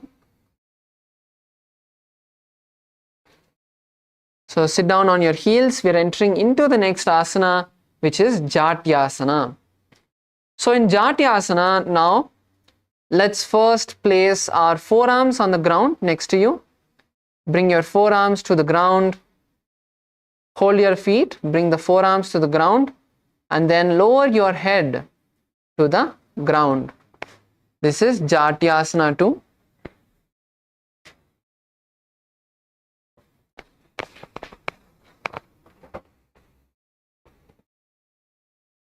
Slowly lower your forearms first. Saramaya, bring your forearms to the ground first. Bring your elbows to the ground. So let's all first bring our elbows to the ground, and then slowly you can lower the head. Or if you want to do it differently, you can first lie down. So first you can lie down on your back, and then you can lift your head up, and then bring your your elbows to the ground, raising yourself up. So either you can go down and raise up, or you can slowly lower yourself into the position. Whichever is comfortable, you can perform that. Yes, Kailasa, Malaysia, that's good.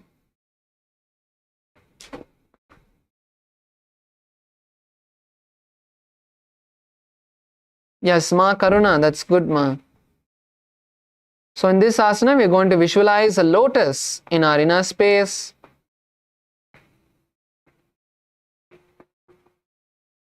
Gaze to the tip of the nose.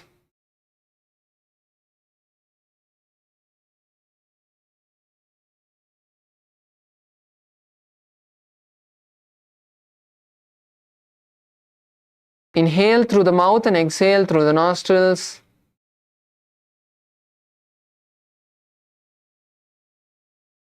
Yes, Punidanaya, that's good. Slowly lower your head. Stay there, Aya, stay there. And chant the japa Om Nithyananda Paramashivoham. दो एड़ी संपुट करे सोले मूल द्वारी तरी धरे हना पानी उकड़ होए वैसे बहुरी पिष्टि दिशि करे जो ऐसे. So now you can lay down on your back.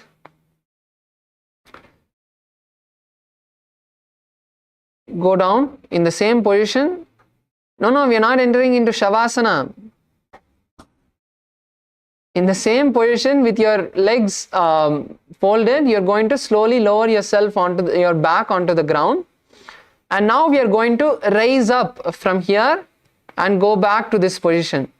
So this is Viratasana. So it's a movement where you are going to, from a sitting position, go down, touch your back to the ground, and try not to use your hand support. You can use, to start with, you can use the support of your hands, your elbows to raise up. If you want to try, you can try to raise up without using the support of the elbows. So your hands will come up by your side as you raise up. Otherwise, you can still use the support of your elbows.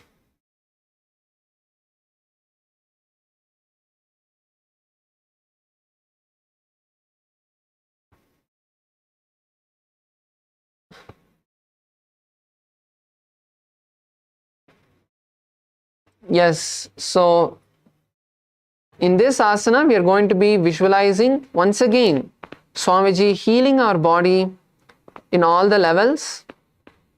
Visualize Swamiji healing your body. Gaze to the tip of the nose. Perform the Ujjayi Kumbhaka. Inhale through the mouth, exhale through the nostrils. And let's chant the japa Om Nithyananda Paramashivoham. जंगा पृष्ठभूमो निधाय जंगोदरयोः ऊरुनि संस्थाप्य पृष्ठिवंशं वारं वारं स्पृशेत् विराटासनं भवति. So now we are going to be entering into Kapotasana. First we'll show you how to perform the Kapotasana, and then you can follow along.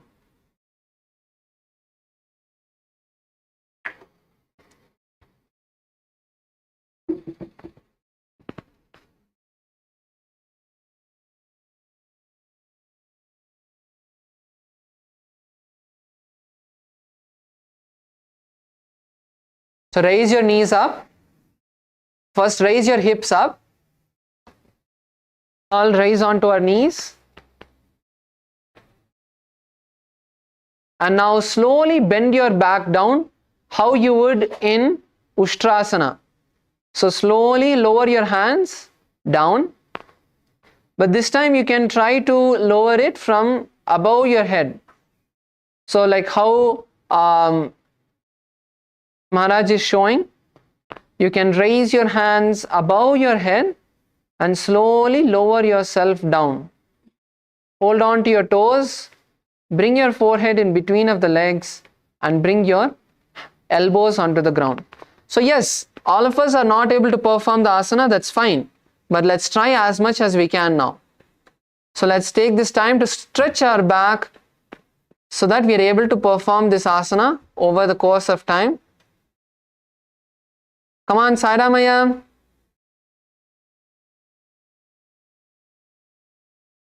So first try to get into the Ustrasana position.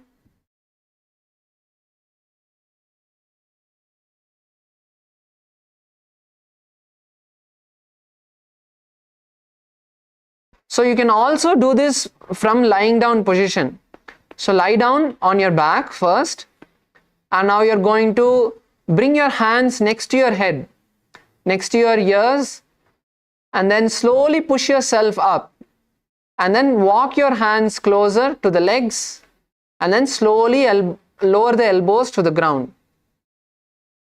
So you can try both variations, whichever is working for you, whichever is easier for you. Try to perform. So in this asana, we are going to visualize ourselves as a dove.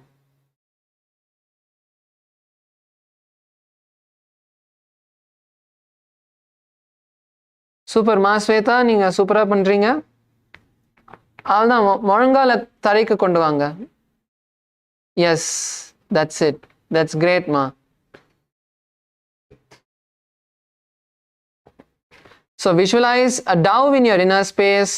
Continue to breathe in the Ujjayi Kumbhaka and chant the japa Om Nithyananda Paramashivoham. मेरुदण्डग्रन्थि दाट्य सम्पिपादै शुप्पुमान् कपोतोष्ट्रासनाभ्यासं कुर्यान्मितहिताशनः. Yes, slowly raise up. Now we move into the final asana for today, which is Varasana. So stand on your knees. Bring your hands, cross them in front of yourself, and now close your eyes and visualize being blessed by Paramashiva. This is Varasana. Stand on your knees. Visualize you're being blessed by Paramashiva, by Swamiji, for anything that you want to manifest. So let's take a moment to visualize that. Bring the visualization of Swamiji blessing us.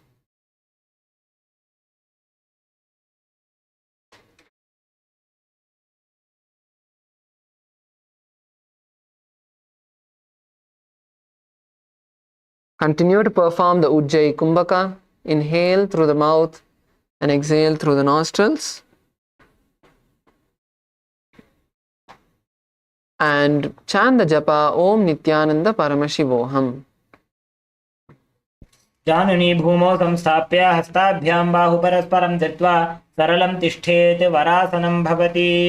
Yes, let's lower ourselves to the ground. Enter into Shavasana. Please stretch your legs.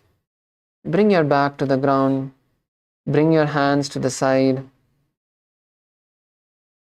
Let's enter into Shavasana. Completely relax your body. Keep your hands by your side.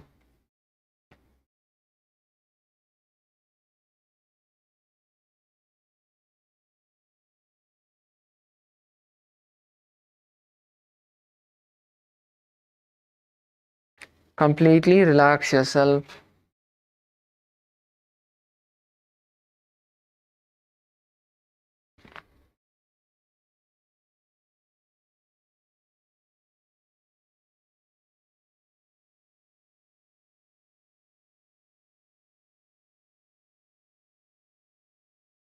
Inhale and exhale nice and deeply.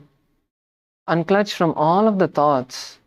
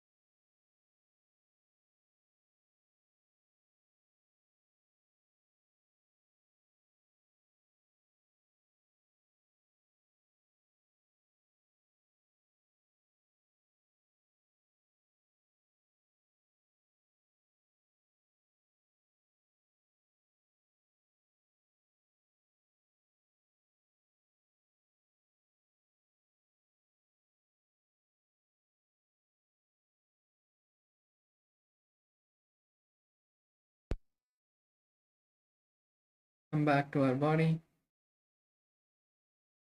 Bring awareness to yourself, to your hands and your legs. Slowly move your hands and legs. Slowly bend your knees and bring them to your chest. Wrap your legs. Slowly rock yourself from side to side and raise up into a comfortable seated position. Keep your eyes closed. Let's now take a few minutes to just unclutch and sit. Unclutch from all the thoughts that is coming into your inner space for the next few minutes. Sit in a comfortable position. Just keep your hands in a comfortable position as well. Now, every thought that comes into your inner space, unclutch from it. Whether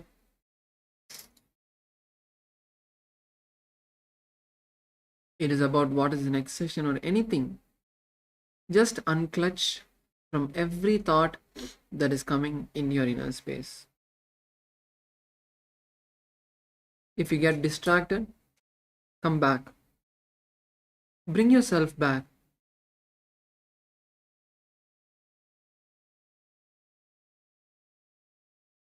The only thought you should hold on is Swamiji.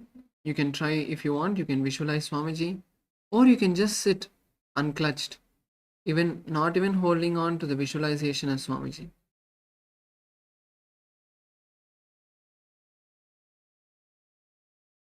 Let us now take a few minutes to sit in the space of Nirvikalpa Samadhi.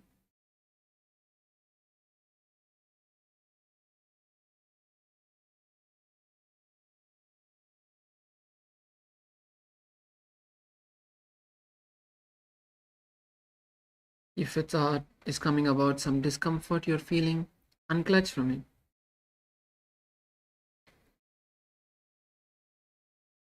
If there is some sound behind you, unclutch from that as well.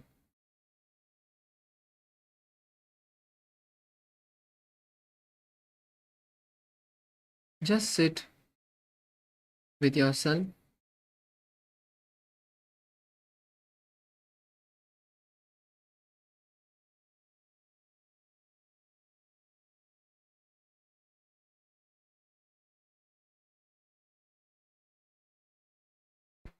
You can bring awareness to your breath if you want.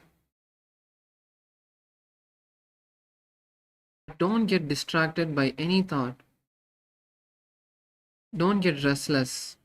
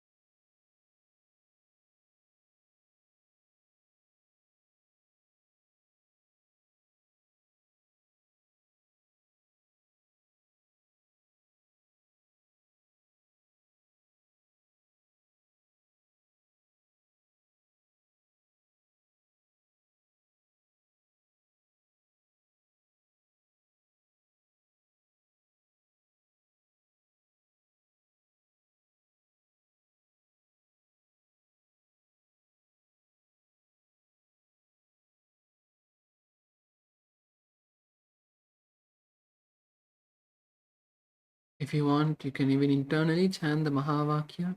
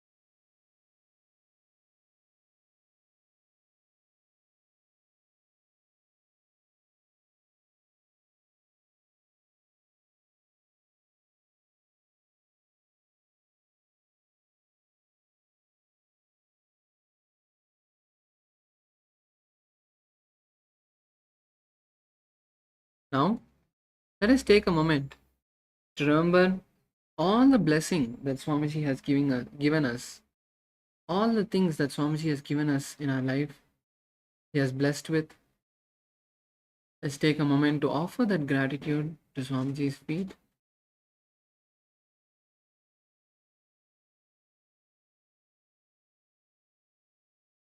For giving us this amazing opportunity to attend the Paramashiva program, to know him, to know Paramashiva in the physical body, to be chosen by him to know him. Offer your gratitude to Swamiji. Let's bring our hands together in front of our heart center. Close our eyes. Take a deep breath and we'll chant the Purna Mantra. Om Purnamadah Purnamidam Purnat Purnamudachyate Purnasya Purnamadaya Purnamevavashishyate Om Shanti Shanti Shanti Harihi Om Tat Sat Sarvam Bhagavat Shri Nithyananda Paramashiva Padukarpanamastu Om Nithyanandam. Hope all of you enjoyed today's Nithyananda Yoga session. And now we'll be moving into the next sessions for the day. And the timings for the next sessions will be announced by the local coordinators. Thank you all. Have a great day. Nithyanandam.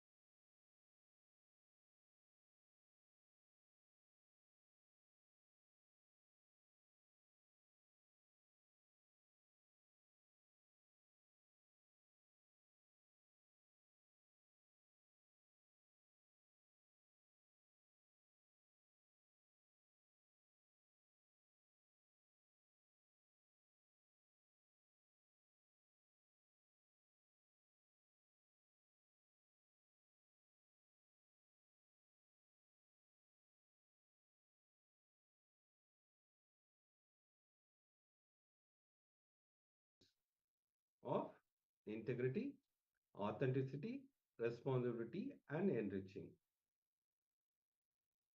So, after the powerful yoga, we will enter into the power manifestation. Yes, as always, the first round of the day is going to be blindfold reading. So make sure you have a blindfold ready with you. We're going to give you some time ahead to get ready, as we are going to chant the Shastra Pramana, the scriptural reference for the science of third eye, for the manifestation of this particular power. The Pramana goes as follows. Kapalantarmanonyasya tishtannilitalochanaha kramena manasodhadya lakshaye lakshamuttamam.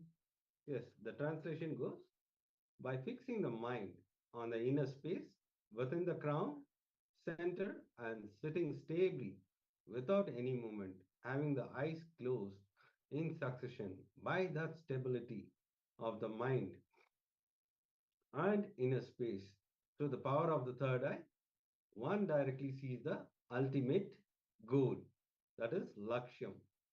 By having the vision beyond the sight that reveals any object or place, attaining the space of oneness with the source, Paramashiva. So this is Shastra Pramana. And now I request all the participants to switch on your cameras so that we can enter into the power manifestation. Close your eyes. Sit straight with your head, neck, and spine.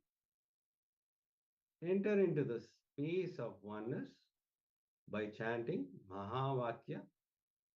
Om Nithyananda Paramashivoham. Om Nithyananda Paramashivoham. Om Nithyananda Paramashivoham. Enter into the space of oneness. Request Swamiji, whatever is being projected to show through the third eye, be in the space of oneness with deep gratitude. Just connect to Swamiji and request Swamiji to show through the third eye whatever is being projected. Please close your eyes as we enter into the power manifestation.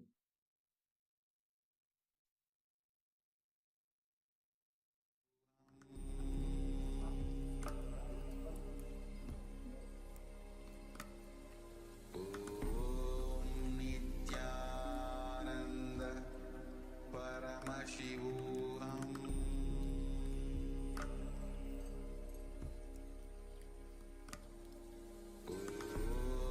Nithyananda Paramashivoham.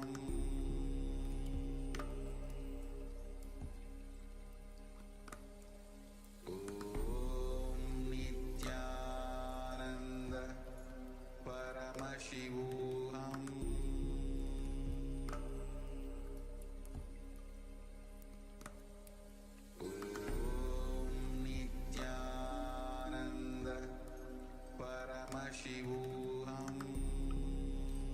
Nithyananda Paramashivoham.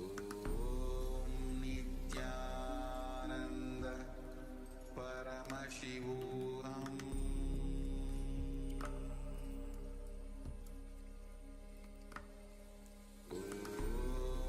Nithyananda Paramashivoham.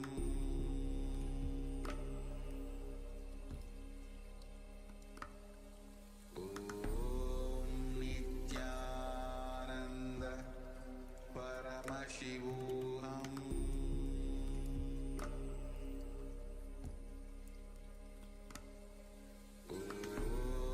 Nithyananda Paramashivoham.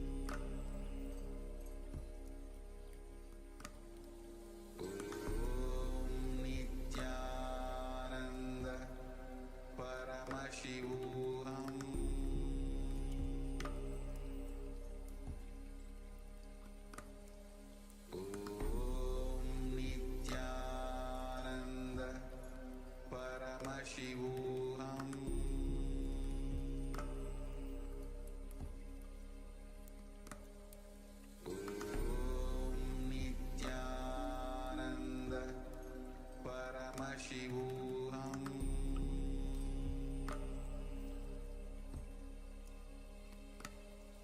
Om Nithyananda Paramashivoham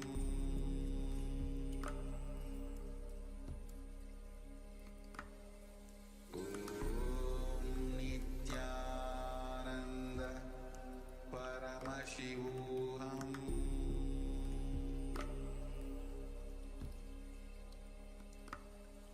Om Nithyananda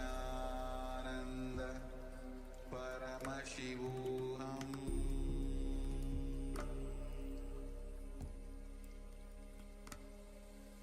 Om Nithyananda Paramashivoham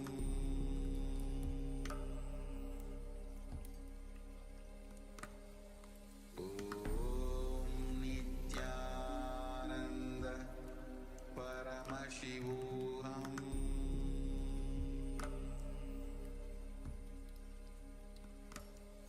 Om Nithyananda Paramashivoham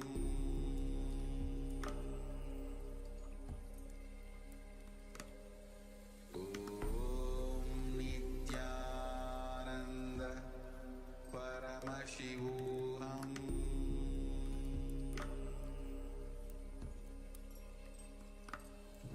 Om Nithyananda Paramashivoham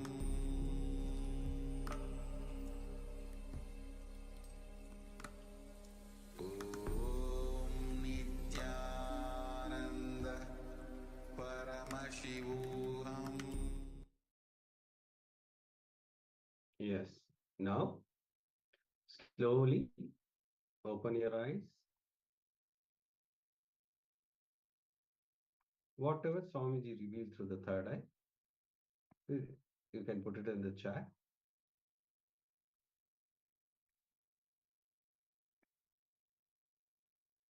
Ma Chen Hu, can you please switch on your camera?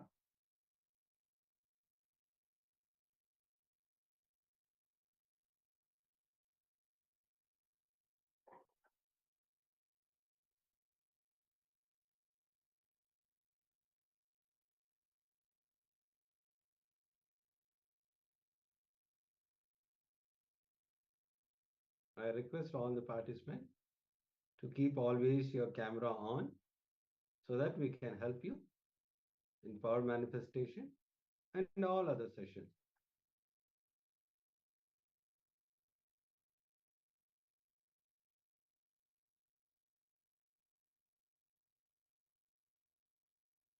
Yes, make sure to share whatever was revealed in your inner space during this round of the power manifestation. For all the participants, whether here in the Zoom room or on Facebook or YouTube, wherever you're tuning in from, let us know what was revealed to you before we enter into the verification step, where we are going to project the image once more.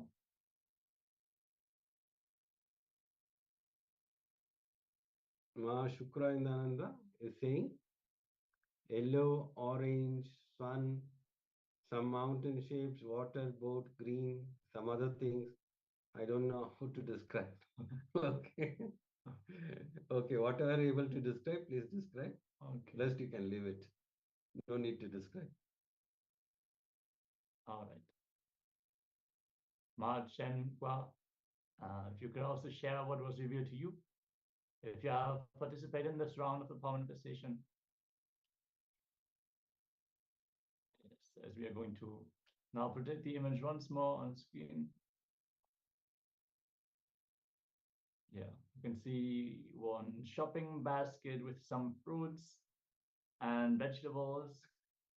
There is a Yellow. Yeah, there is There a is lemon. orange. It's not quite a sun, but it's round and yellow. So Is there which you cannot describe?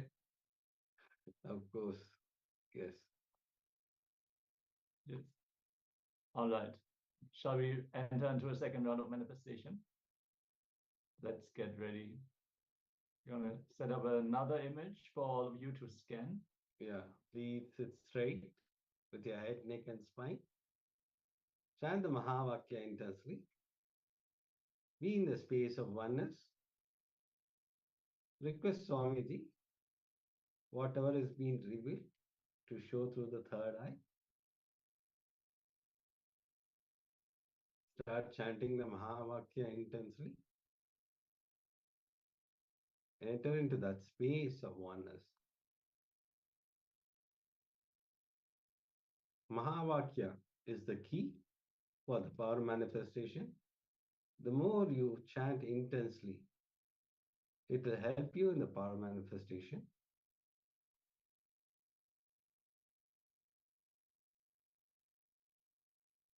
Keep chanting the Mahavakya. Please close your eyes as we enter into the power manifestation.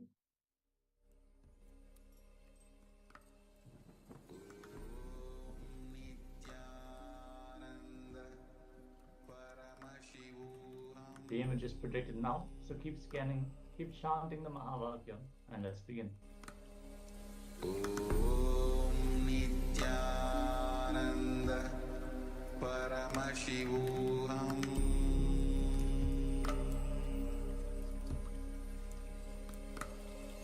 Om Nithyananda Paramashivoham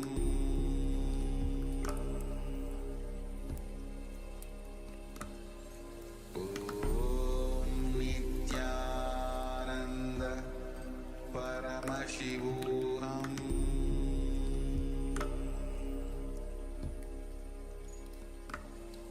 Om Nithyananda Paramashivoham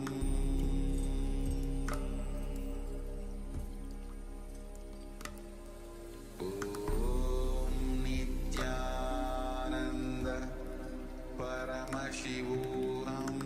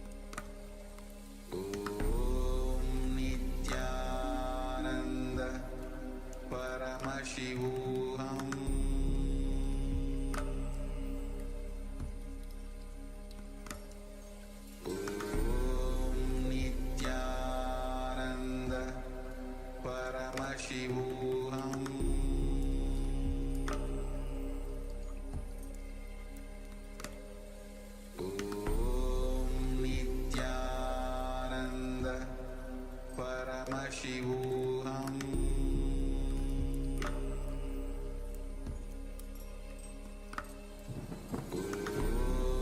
Nithyananda Paramashivoham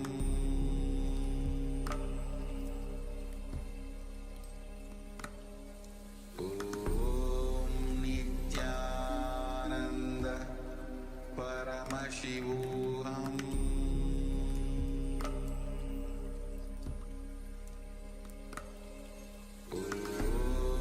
Nithyananda Paramashivoham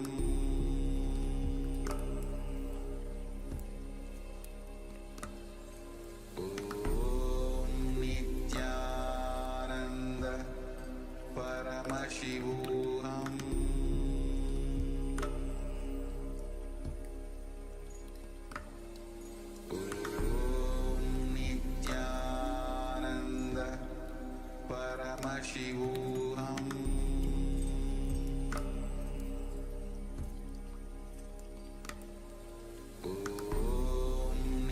Nithyananda Paramashivoham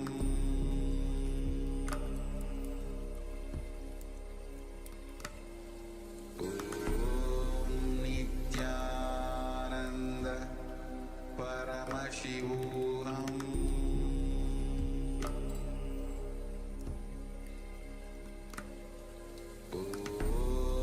Nithyananda Paramashivoham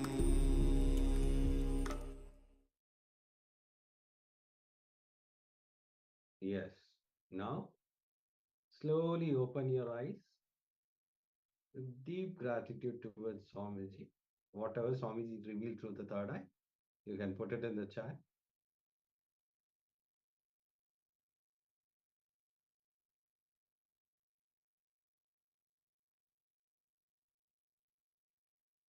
Yes, this is one of the fundamental powers. When we experience a breakthrough in this power, then all the other powers also manifest seamlessly.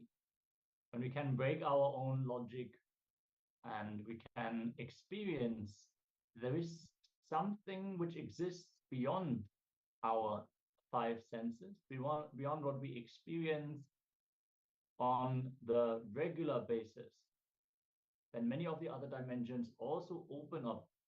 Many of the deeper understandings also open up in us. So manifesting this power every day is essential if you want to have a breakthrough in the powerful cognitions.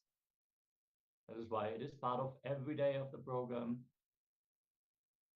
Some of the Balasans, they even ride a bicycle with their eyes blindfolded, play basketball, and avoid obstacles, read full book pages, and it's amazing to see.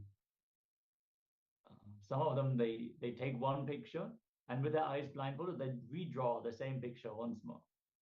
So there's many different variations of this power. And if we just keep on pushing ourselves with the will persistence, then more and more details will be revealed to us. We will get more and more grounded in the state of nirvikalpa samadhi from which all the powers manifest. So when we can establish ourselves in that oneness, then all the powers manifest because they are all Shakti. They're all based only on our feeling connection, our ability to settle in the oneness experience with Swamiji, and then he just manifests all of that through us. So requesting all of you to join in the power manifestation and share your results also. Yeah, Mahashukranananda is saying, first looks like 2-3 layer cake, then it looks like a temple, place with people similar to a temple in Japan, lots of stone structure. Good.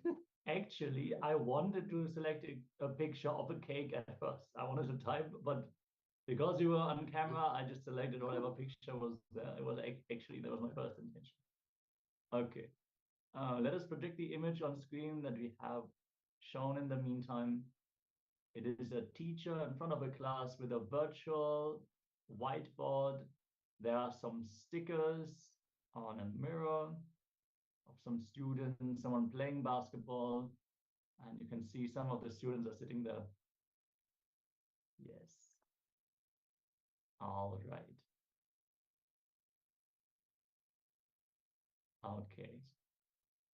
I would still say you manifested the power, even though it was not blindfold reading, it was Yeah, it's not a temple mind reading. place with the people. It's a classroom with the people. Yes.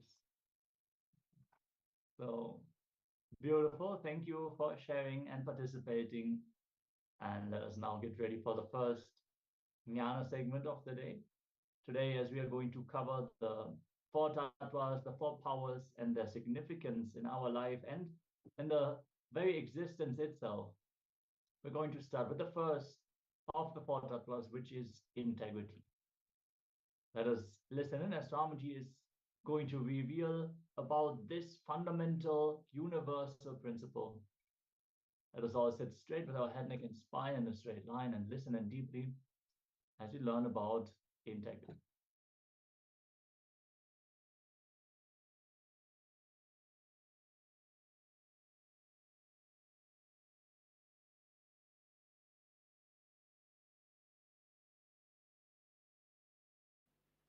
Please come to the space of listening.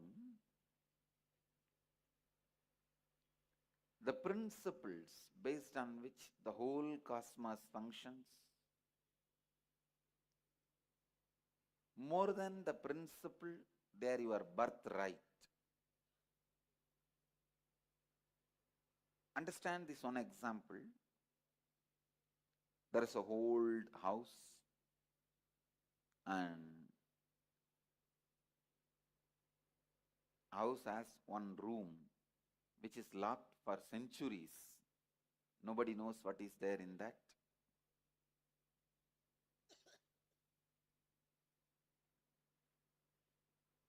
The Rajaguru of that family calls you and gives you the key and says, go and open that key, and whatever is inside, enjoy it, it is yours.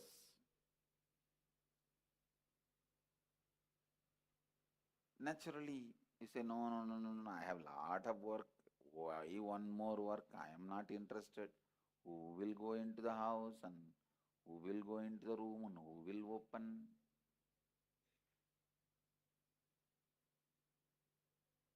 When Rajaguru insists, please do it, it looks like he is putting one more work on you. He is putting one more responsibility on you.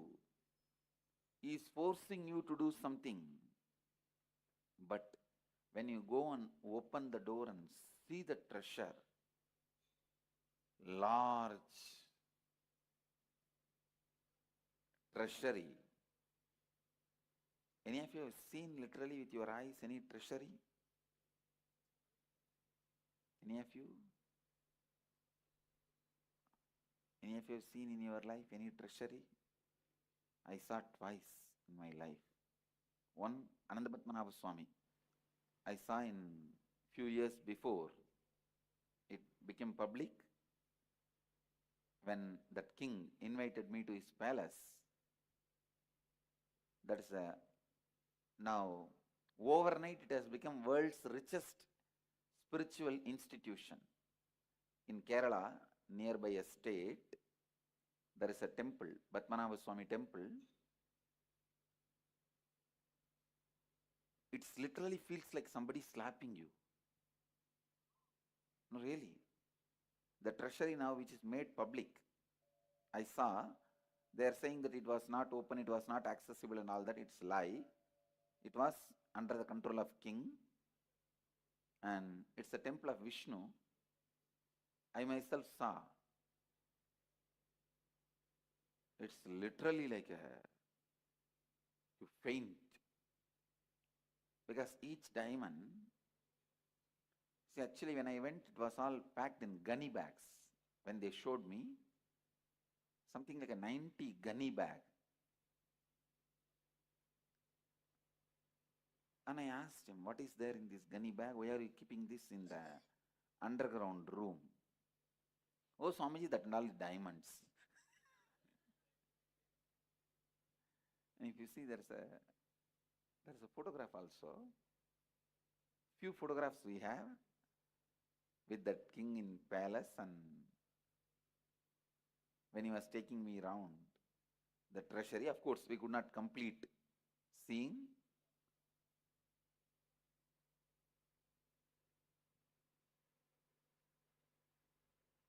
In a single Vaidurya stone, around 4 feet, throne.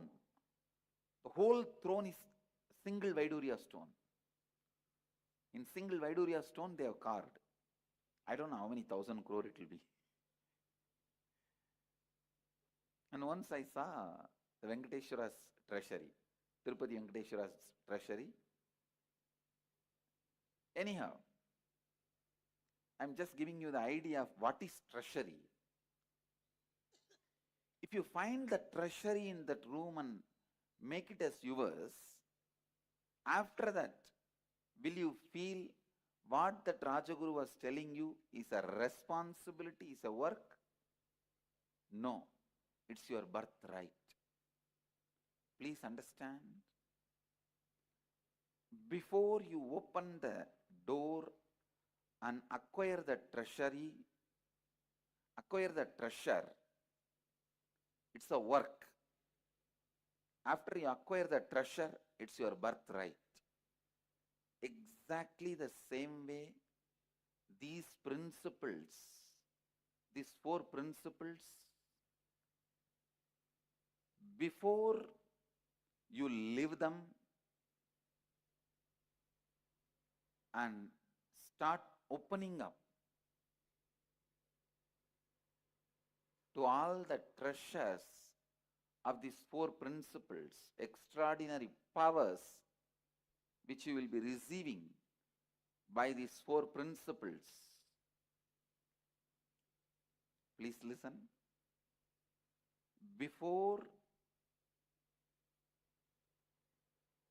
the extraordinary powers of these 4 principles becomes available to you, living this may look like a responsibility.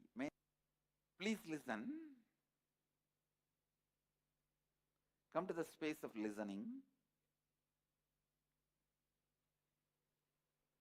Before you experience the powerful principles expressing miracles through you, it is like a responsibility. But once you open the treasury, the powerful powers which comes to you by internalizing these principles, it's your birthright. How many of you are able to cognize what I am saying? So these 4 principles are not one more responsibility I am adding to you, one more rule I am adding to you, one more law I am adding to you.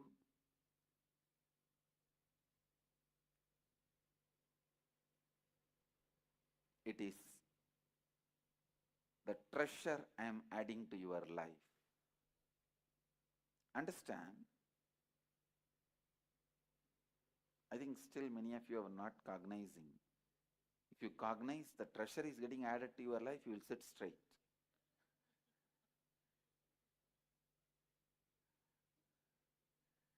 Anyhow,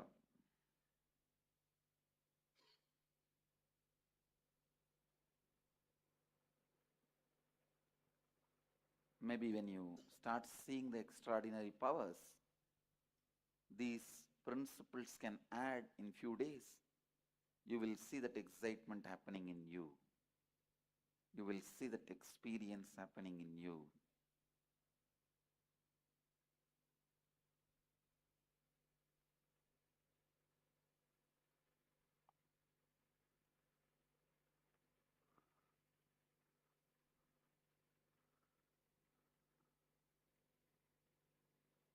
I'll start the session. I'll start introducing the 4 principles.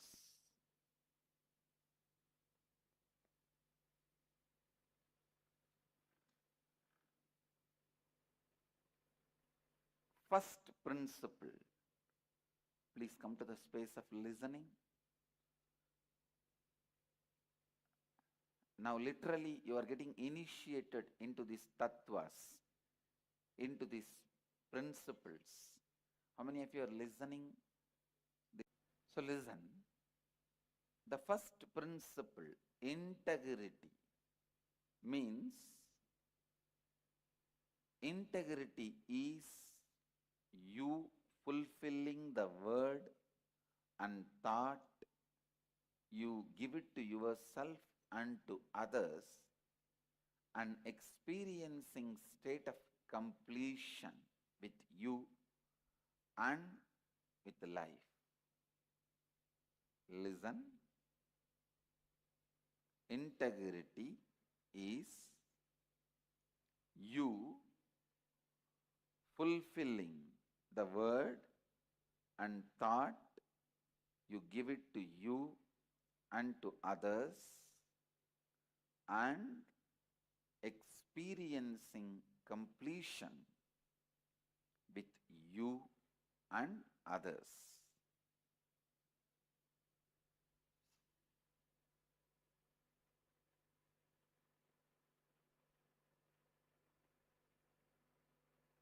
Integrity is not social ethics,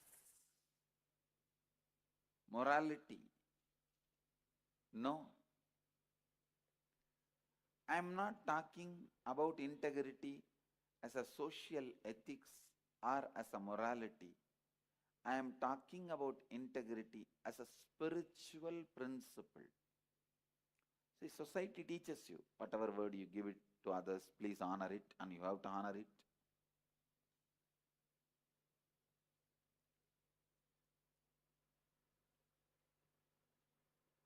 I am not talking as a social morality or ethics.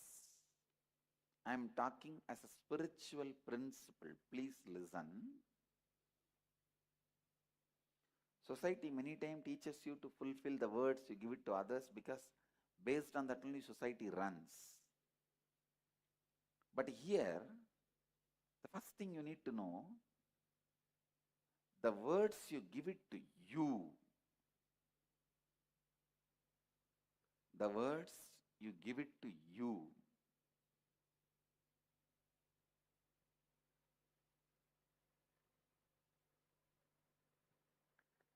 start honoring the words you give it to you.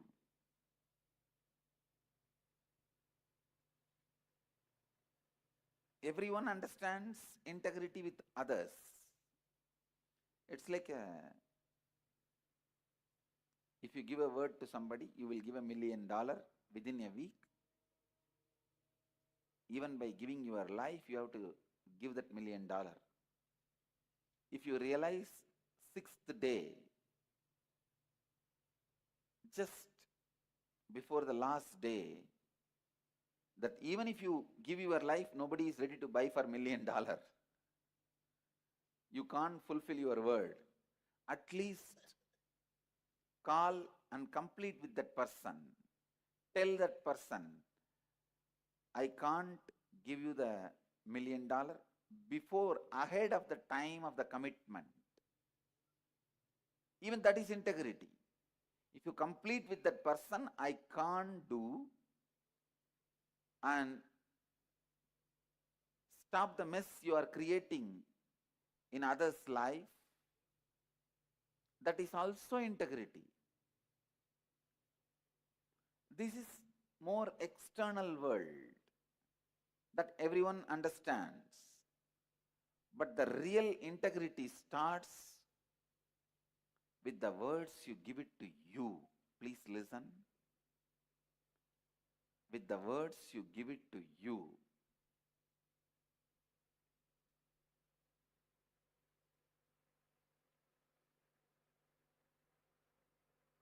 I am giving you an example. In the young age, you wanted to become a doctor. Means you already gave a word to you that I will become a doctor. If you don't, sometimes you don't become doctor, and you don't even bother about the word you gave it to you. Mostly because there is no evidence for the word you give it to you, and there is no punishment for breaking the word you gave it to you. Because nobody else is involved, you do not care about the words you give it to you. Please understand, the more and more you disrespect the words you give it to you, the more and more you will lose respect on you. Please listen. The more and more you disrespect the words you give it to you, the more and more you will lose respect for you.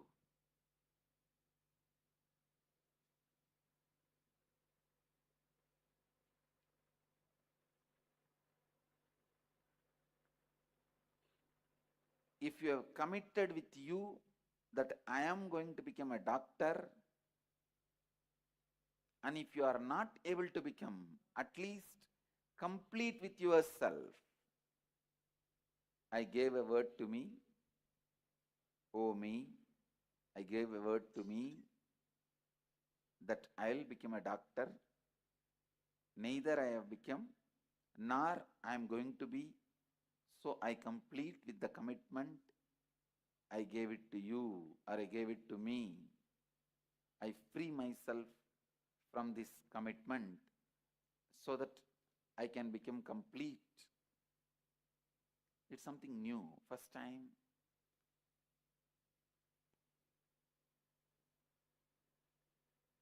Many of us even will be thinking.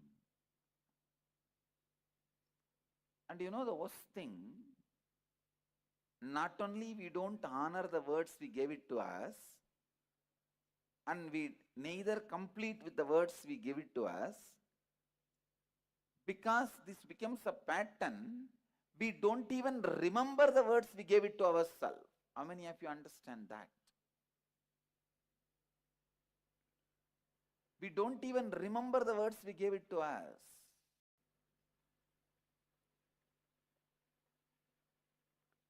Your life works only when you are in integrity. The degree of workability in your life is directly proportionate to the degree of integrity with which you live your life. I tell you, if you have integrity, even if the whole world does not listen to you, you will listen to you. I tell you, nobody needs to listen to you other than you. If you listen to you, you are a success. You are a winner. Nobody can do anything to you. I tell you from my experience.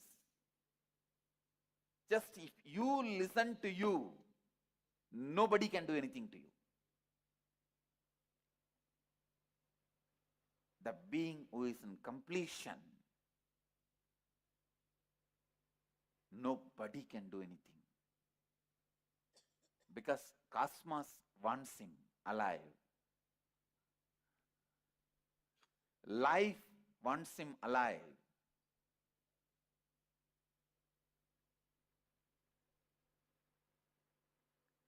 When you are complete with you, the confidence you have on you, understand? When you are complete with you, the confidence you have on you, confidence the completion with you brings.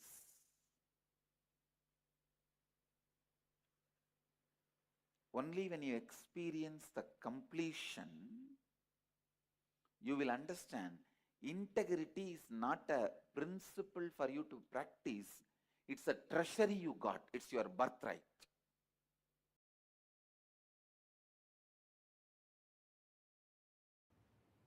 Strange conclusions you create in your life without simple integrity is what I call virus inside. which continues to keep you as a slave forever.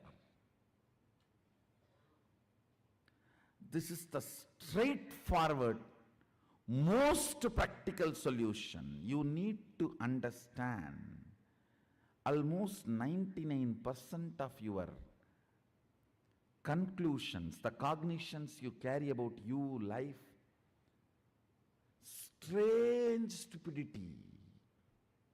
If I wear the black dress today, the whole day will be bad. How you came to conclusion? If I see somebody in the morning wearing black dress, the whole day will be bad. How you came to the conclusion? Coming to sitting to strengthen those conclusions in your life. Understand what I am talking. I am giving a very superficial examples. I can go deeper. Go deeper. When your body is in good energy, after a cup of coffee, how you think and perceive, how your cognitions are. When you are tired, bored, body is tired, how your cognitions and perceptions are. See, your cognitions, your irritations, your inspiration or boredom is not logical. It is just cup of coffee. It is just few chemicals and hormones.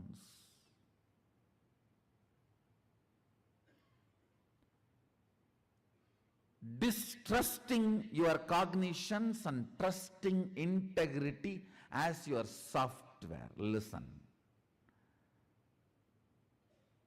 Just disowning all your cognitions, deciding to catch up with the integrity. Integrity means I am defining. Every thought current you cherish, you should put your whole being to fulfill it, because every thought current you cherish is a promise you are giving to yourself. Either you put your whole being to complete it, fulfill it, or you drop it and complete it. That's all is integrity towards yourself. Listen, I'll repeat once more. Every thought current you cherish is a word you give it to you. So you should work putting your whole energy to make it into reality. If you are sure you can't make it into reality, complete and drop it. Don't entertain, enjoy anymore. Do not date if you are not going to commit.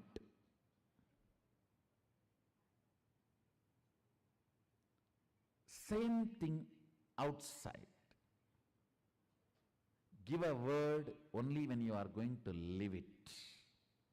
If not, drop it. Just this one, only one, integrity, replace all your cognitions. Your cognition about God, your cognition about world, your cognition about life, your cognition about society, your cognition about your body, your cognition about your mind. Replace it just with this simple, straightforward integrity. The kind of a transformation you will go through, I tell you. In Ayurveda, there is a very simple one verse by a great Siddha. He gives deathless life, the art of deathless life. Take care, the throat is always clear. You will not have death. Looks so simple. One true, the statement is true.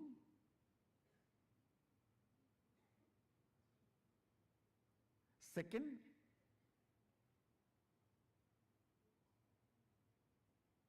all problems start with your throat infection.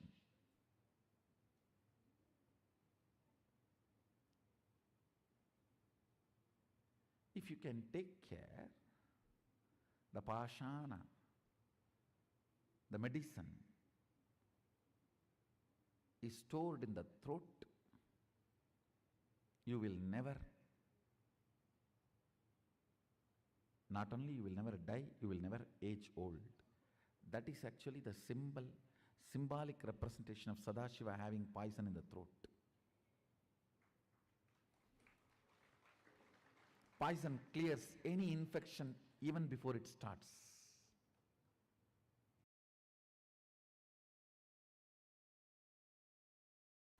See, in anything you do, you know the first principle. Am I right? First statement. For example, lawyer. He is committed to his client. Doctor. He is committed to life. Engineer. He is committed to the product he is delivering. The first principle of your existence. Being integrated to the first principle of your existence without the fine print footnotes.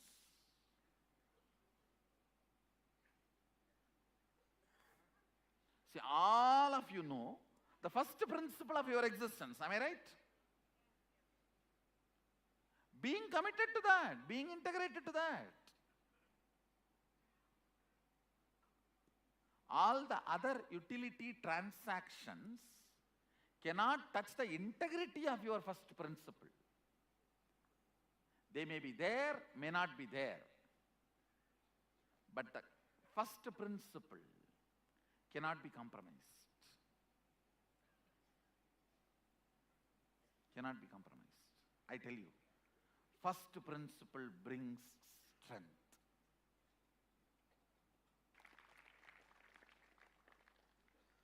Understand? Integrity to first principle is strength. That is what Sadashiva calls it as Swadharma. He uses the word Swadharma in Agama. Means your first principle is Swadharma. All of you are very clear about your first principle. Am I right? What is your first principle? Means your declaration about you to the world. All of you know your first principle. Being integrated to that, that's all. Swamiji, when you say we know the first principle, is it something that changes from time to time, isn't it? Time to time. Yeah. I should say, the practical application may change time to time, but not the first principle itself. First principle itself does not change time to time. Surely it doesn't change. Like you said, if someone becomes a doctor, or then he wants to become an engineer, then Oh, no, what I am saying, that time what I said, multidimensional. That I used. Here what I said is, your main commitment. Even if you are doing multidimensional, then your first principle should be, when I am declaring myself as a doctor, I am committed to life. When I am declaring myself as a lawyer, I am committed to client. When I am declaring myself as an engineer, I am committed to the delivery of the product. That's all. So that's the first principle. What I am declaring, that forms my first principle. Your first principle is your Swadharma. And being integrated to your Swadharma without shaking or letting your integrity to be shaken by any of the outcomes and side effects. Whether you are praised or blamed or showered, supported or beaten, being integrated to your first principle.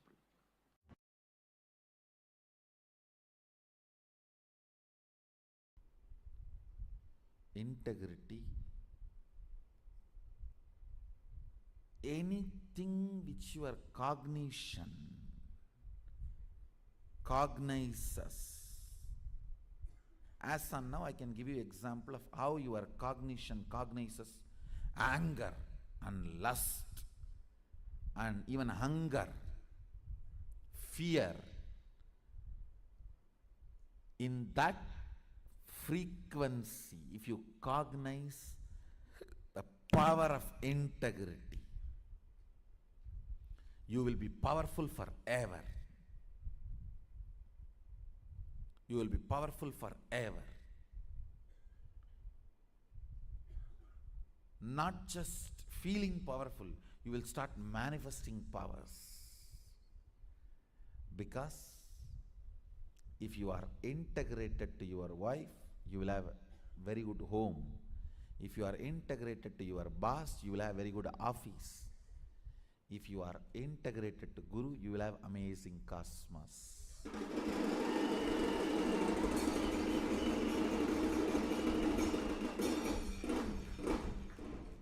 Your integrity is directly integrity to me.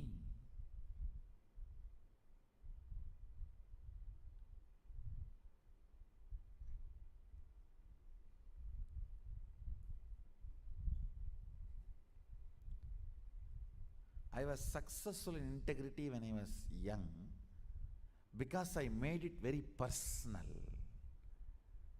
Like I have to get up and run because I'm going to see Arunagiri Yogeshwara. It was such personal, intimate experience. I became successful in integrity.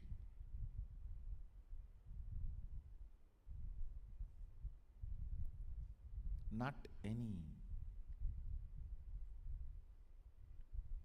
other logical practices. Practice may make you perfect, not integrated. Cognitive shift makes you integrated. Decision makes you integrated. That is why when you miss integrity, I am not asking you to practice integrity. I am making you to decide to be integrated from now. Declarations are decisions of reminding yourself, let me burn me with integrity. Let me awaken me to my integrity. Let the best of me be awakened in me. Let the best of me be awakened in me. Let's make integrity as a cognition today. See, once it becomes cognition, your chemical change, you see, all your sleep, everything is just chemical change, nothing else. If you keep your tube in your mouth and early morning pour the coffee, you will just wake up. Your sleep is nothing but, your struggle with the whole sleep is nothing but half a cup of coffee.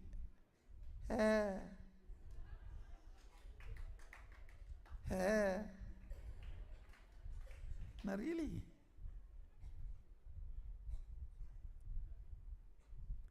Romanceless relationships are all nothing but masturbation. Understand? That is why in any relationship, romance is more important than the physical component of it.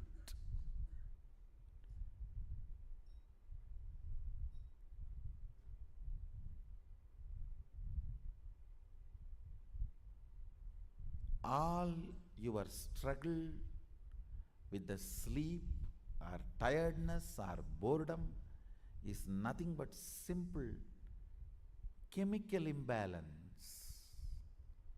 If you are feeling sleepy, tired, tell yourself it is not mental, it is just physical chemical imbalance.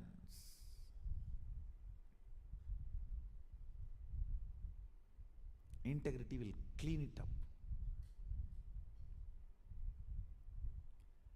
When you clear chemical imbalance using integrity, you bring tremendous health to your system.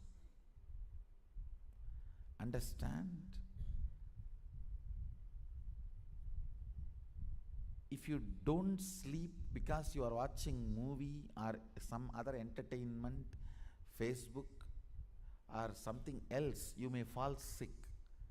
But if you don't sleep because you are practicing certain integrity or tapas, you will never fall sick. Only your body will become healthy.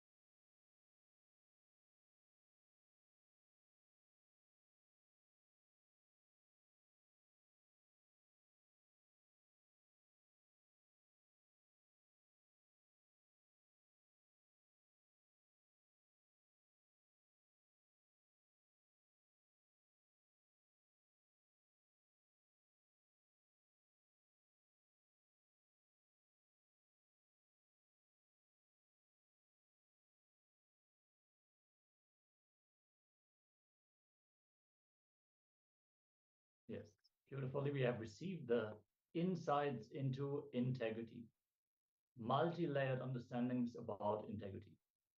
First and foremost, understanding that we need to get that is that we need to listen to ourselves. We need to learn how to listen to ourselves. If we can simply listen to ourselves, the moment we have a powerful click, cognition, a powerful cognition clicks with us, we are going to have a superconscious breakthrough. Because the moment we understand this is the best for me, we can apply it, we can live it. But if we don't listen to ourselves, naturally, the powerful cognitions, they will be not useful for our life immediately. We might use it to give some good advice for someone. But if we ourselves don't listen to us, who will listen? And as Swamiji shared, it is most important for us to listen to ourselves. Then even if others don't listen, it doesn't matter because we are already successful. Nothing, no one can harm us because the very cosmos will want us alive. The very existence will make sure that we are protected. So what is integrity? From the very fundamental base. Integrity is you fulfilling the word and thought you give to yourself and to others, and experiencing a state of purnatva, completion with yourself and life. Power manifestation will automatically happen when you are integrated. Integrity is not just about the big commitments we make in our life. It could be something as simple as telling yourself, I'm going to wake up early every morning and practice yoga. Or telling a friend, let's meet at 5 p.m. No matter what the word you have given to yourself or others, honoring it as your life is real integrity. Unfortunately, not honoring words you give to yourself and others begins as a habit in you very early in life. As you grow up in life, we are never taught to respect our words. By the time you are an adult, not honoring the words you give to yourself and others becomes your muscle memory, becomes your pattern, becomes your thinking trend and very way of living. So you have a homework because this is something that needs to be practiced continuously. It is not something that we can solve with an exercise. So from today, at least for the next 11 days, experiment being in integrity. Honor every word you give to yourself and to others. If you're not able to honor any word you gave, complete that. For example, you gave a commitment to finish a project you took up by a particular date. Do everything it takes to see that you finish and submit that project on time. In the worst situation, if you're not able to fulfill your commitment, speak to yourself and ensure you are complete. If you gave a commitment to another person, inform them that you are not going to be able to finish this on time and tell them how you're going to complete it.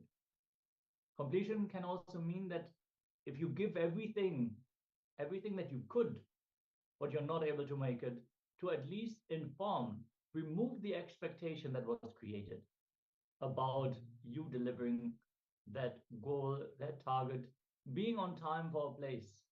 Imagine you're waiting for a friend and they are stuck in a traffic jam for 2 hours and they don't let you know. You're waiting there, standing there, expecting them to arrive. So it's most important to do the completion. So we're going to anyways enter into a small exercise for completion with our Vak. Whatever commitments, words, promises you gave to you and others and did not honor and fulfill, where you did not restore your integrity, where you have not even completed, please list all of those down. See, if you honored, you don't need to pen them down. If you have completed with them saying that I'm not going to honor it, you are on your own. I am on my own. Even if you don't, even then you don't need to pen those down. So if you completed telling the person that you're not going to fulfill whatever you have declared towards them, you don't need to pen those commitments down.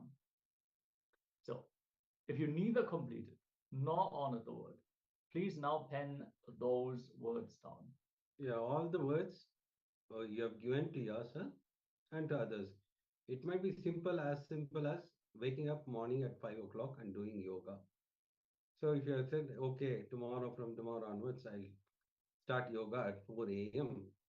So, but because of your laziness, you didn't wake up and you didn't do for yoga. It starts with small incompletion or small words you have given to yourself and others. You said to your friend, you'll be coming at 5 p.m. for the coffee. So, but you didn't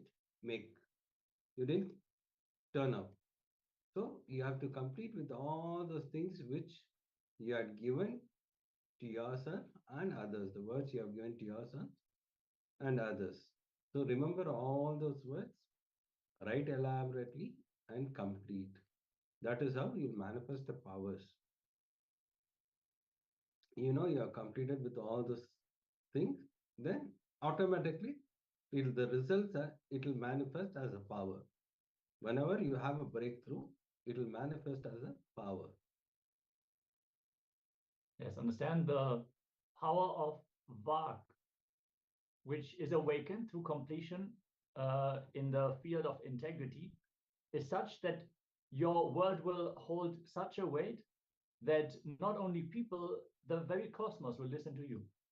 So when you start listening to yourself, it is a space that you hold. It is a kind of leadership that you radiate that will make the cosmos simply follow you. So I'm sure some of you would have already experienced this phenomenon where you just knew, okay, this is what is going to happen. And you made that declaration knowing from your being that this is what is going to be the reality. And the people around you, they were moved. Simply, they also understood, yes, this is what's going to happen by your declaration. This is what you can experience when you complete with your Vak more and more. So let us now move into the first step of the exercise. We're going to have multiple steps.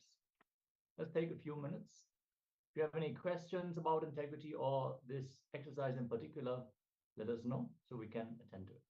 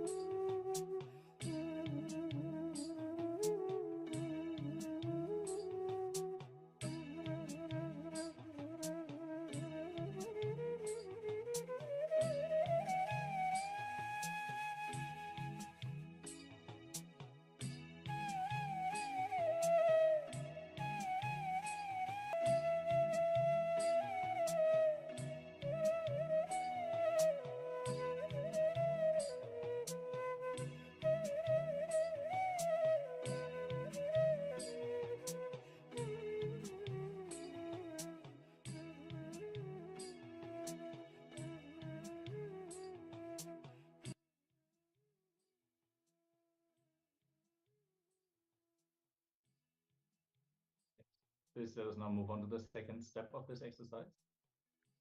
Now, please give a commitment to yourself to be in integrity and to complete with your words, promises, and commitments which you gave to yourself and others. So either fulfill what you declared or complete with all those words, promises, and commitments.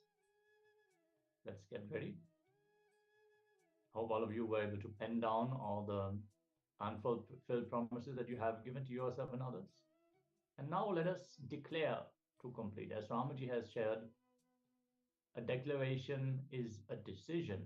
So whenever you want to manifest something in life, just declare it rightly. Declare it to your family, your friends and family, to your colleagues, to your Sangha members, everyone who knows you, everyone who knows how you have been. Just declare how you are going to be. So let's enter into the step of the exercise. Ma Shuklananda already shared that she had already completed with 2 people. Great, Ma. Let's continue with the next step of the exercise.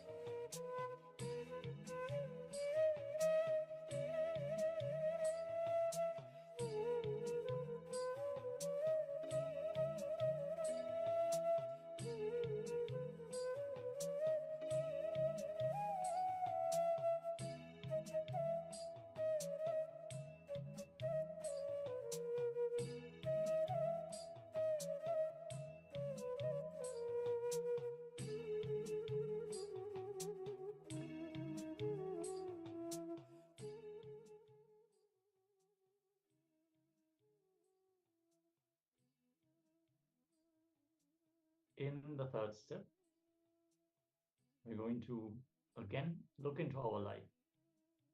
This time, let us pen down 3 promises, commitments you gave to others that you did not honor or fulfill or withdraw, therefore lacking integrity.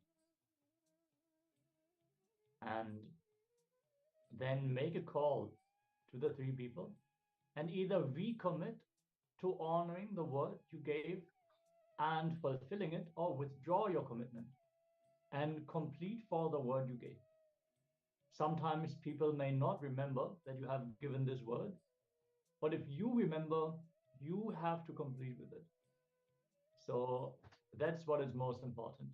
See, when we don't fulfill the words that we give to ourselves and others, not only they will lose trust in the word that we give, we ourselves will lose the trust in the words we give. So let us do the completion. Let us do what is necessary to restore our power, restore the Vak Shakti.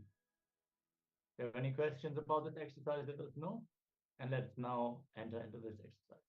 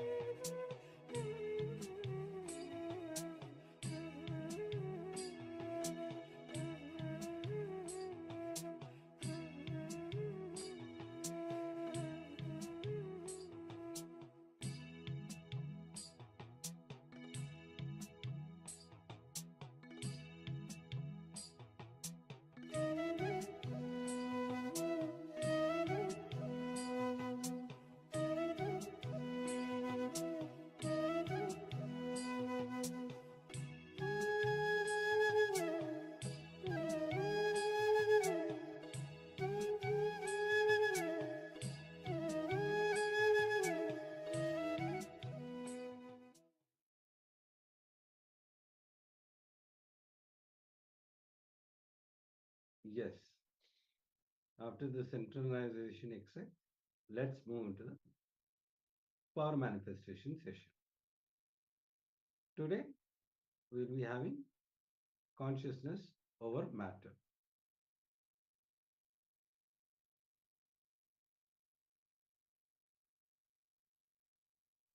Yeah, it's one of the very beautiful powers. Very impressive to see how the object is moving by the force of your will alone. And it is one of the powers which can be manifested throughout your day. You can just have a small round object with you. I mean, it's always great to have some fruit with you wherever you go. So just keep some oranges, an apple or something, and you can manifest the power wherever you go. Not that you cannot manifest this power with inorganic objects as well, but in the beginning stage, it is easiest to manifest the power using organic objects such as fruit.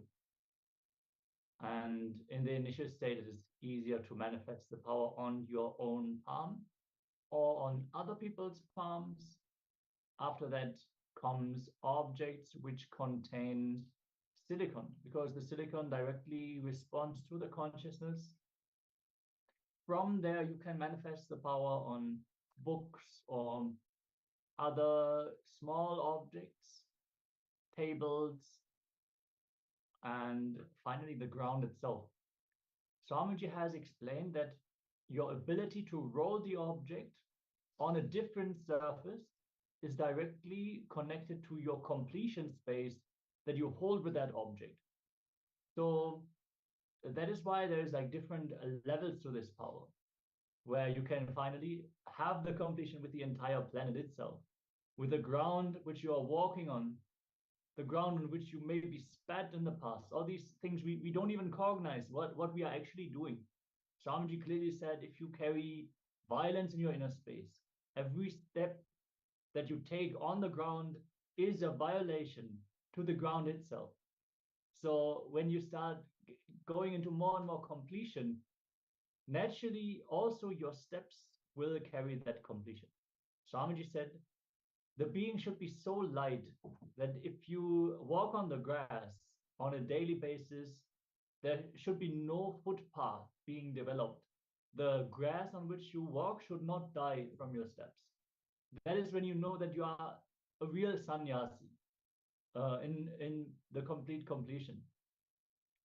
So with this as a context, let us get ready. Have an object, any round object, any fruit is optimal. And get ready. You can take a coconut or an apple or mango, an orange, whatever you have available, and settle down. Place the object on your palm.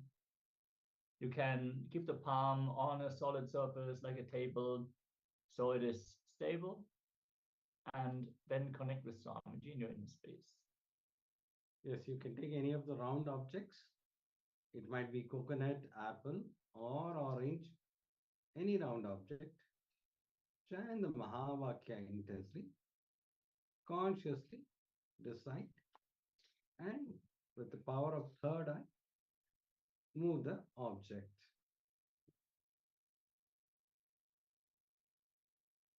So whenever you are manifesting, you can record that one. Yes, anything you are doing power manifestation, you can always record it as your Atma Pramana. So that in coming this thing, it will be as your Atma Pramana, which can be, you can give, you can send it to us so that it becomes your Atma Pramana.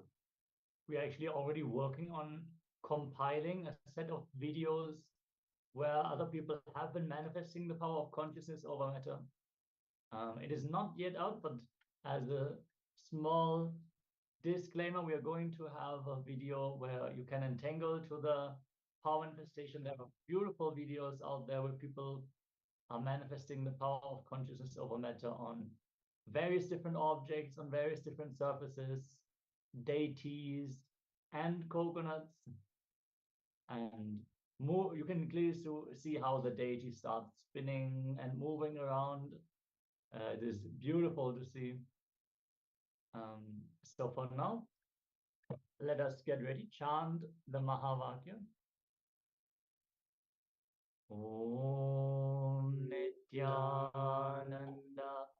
Paramashivoham. Om Nithyananda Paramashivoham. Om Nithyananda Paramashivoham. Keep vibrating with the Mahavakya. Yes. Keep chanting the Mahavakya intensely. Hold the object on your palm and chant the Mahavakya. You can see the object rolling from your palm. Whichever side you want. If you want on the right side, tell it to roll on the right side. If you want left side, you can move it left side. If you want it to make it stand, you can make it stand. Coconut is the best thing. You can see it standing. Or the Atmalinga. If you have Atmalinga with you, you can use Atmalinga. Chant intensely the Mahavakya.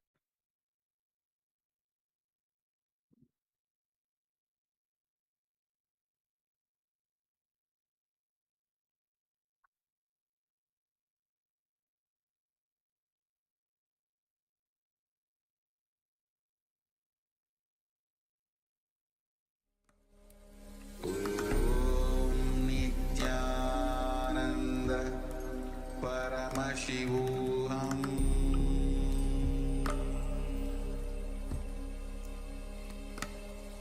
Om Nithyananda Paramashivoham.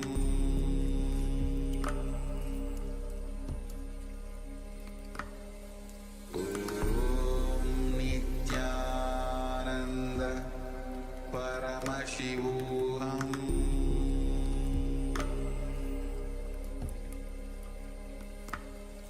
Om Nithyananda Paramashivoham.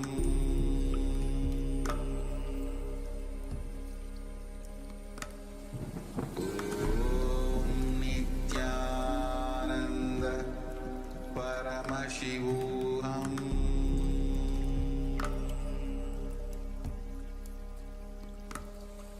Om Nithyananda Paramashivoham.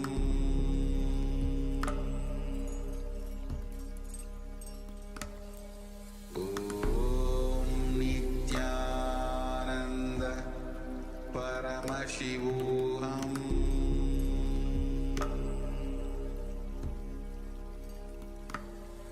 Om Nithyananda Paramashivoham.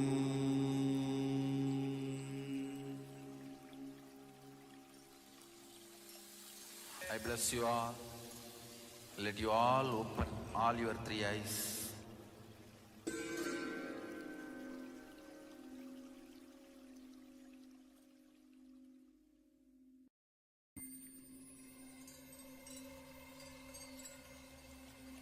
I welcome you all with my love and respect.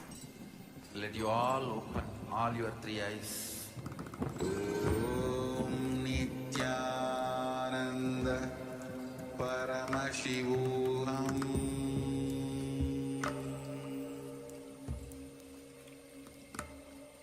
Om Nithyananda Paramashivoham.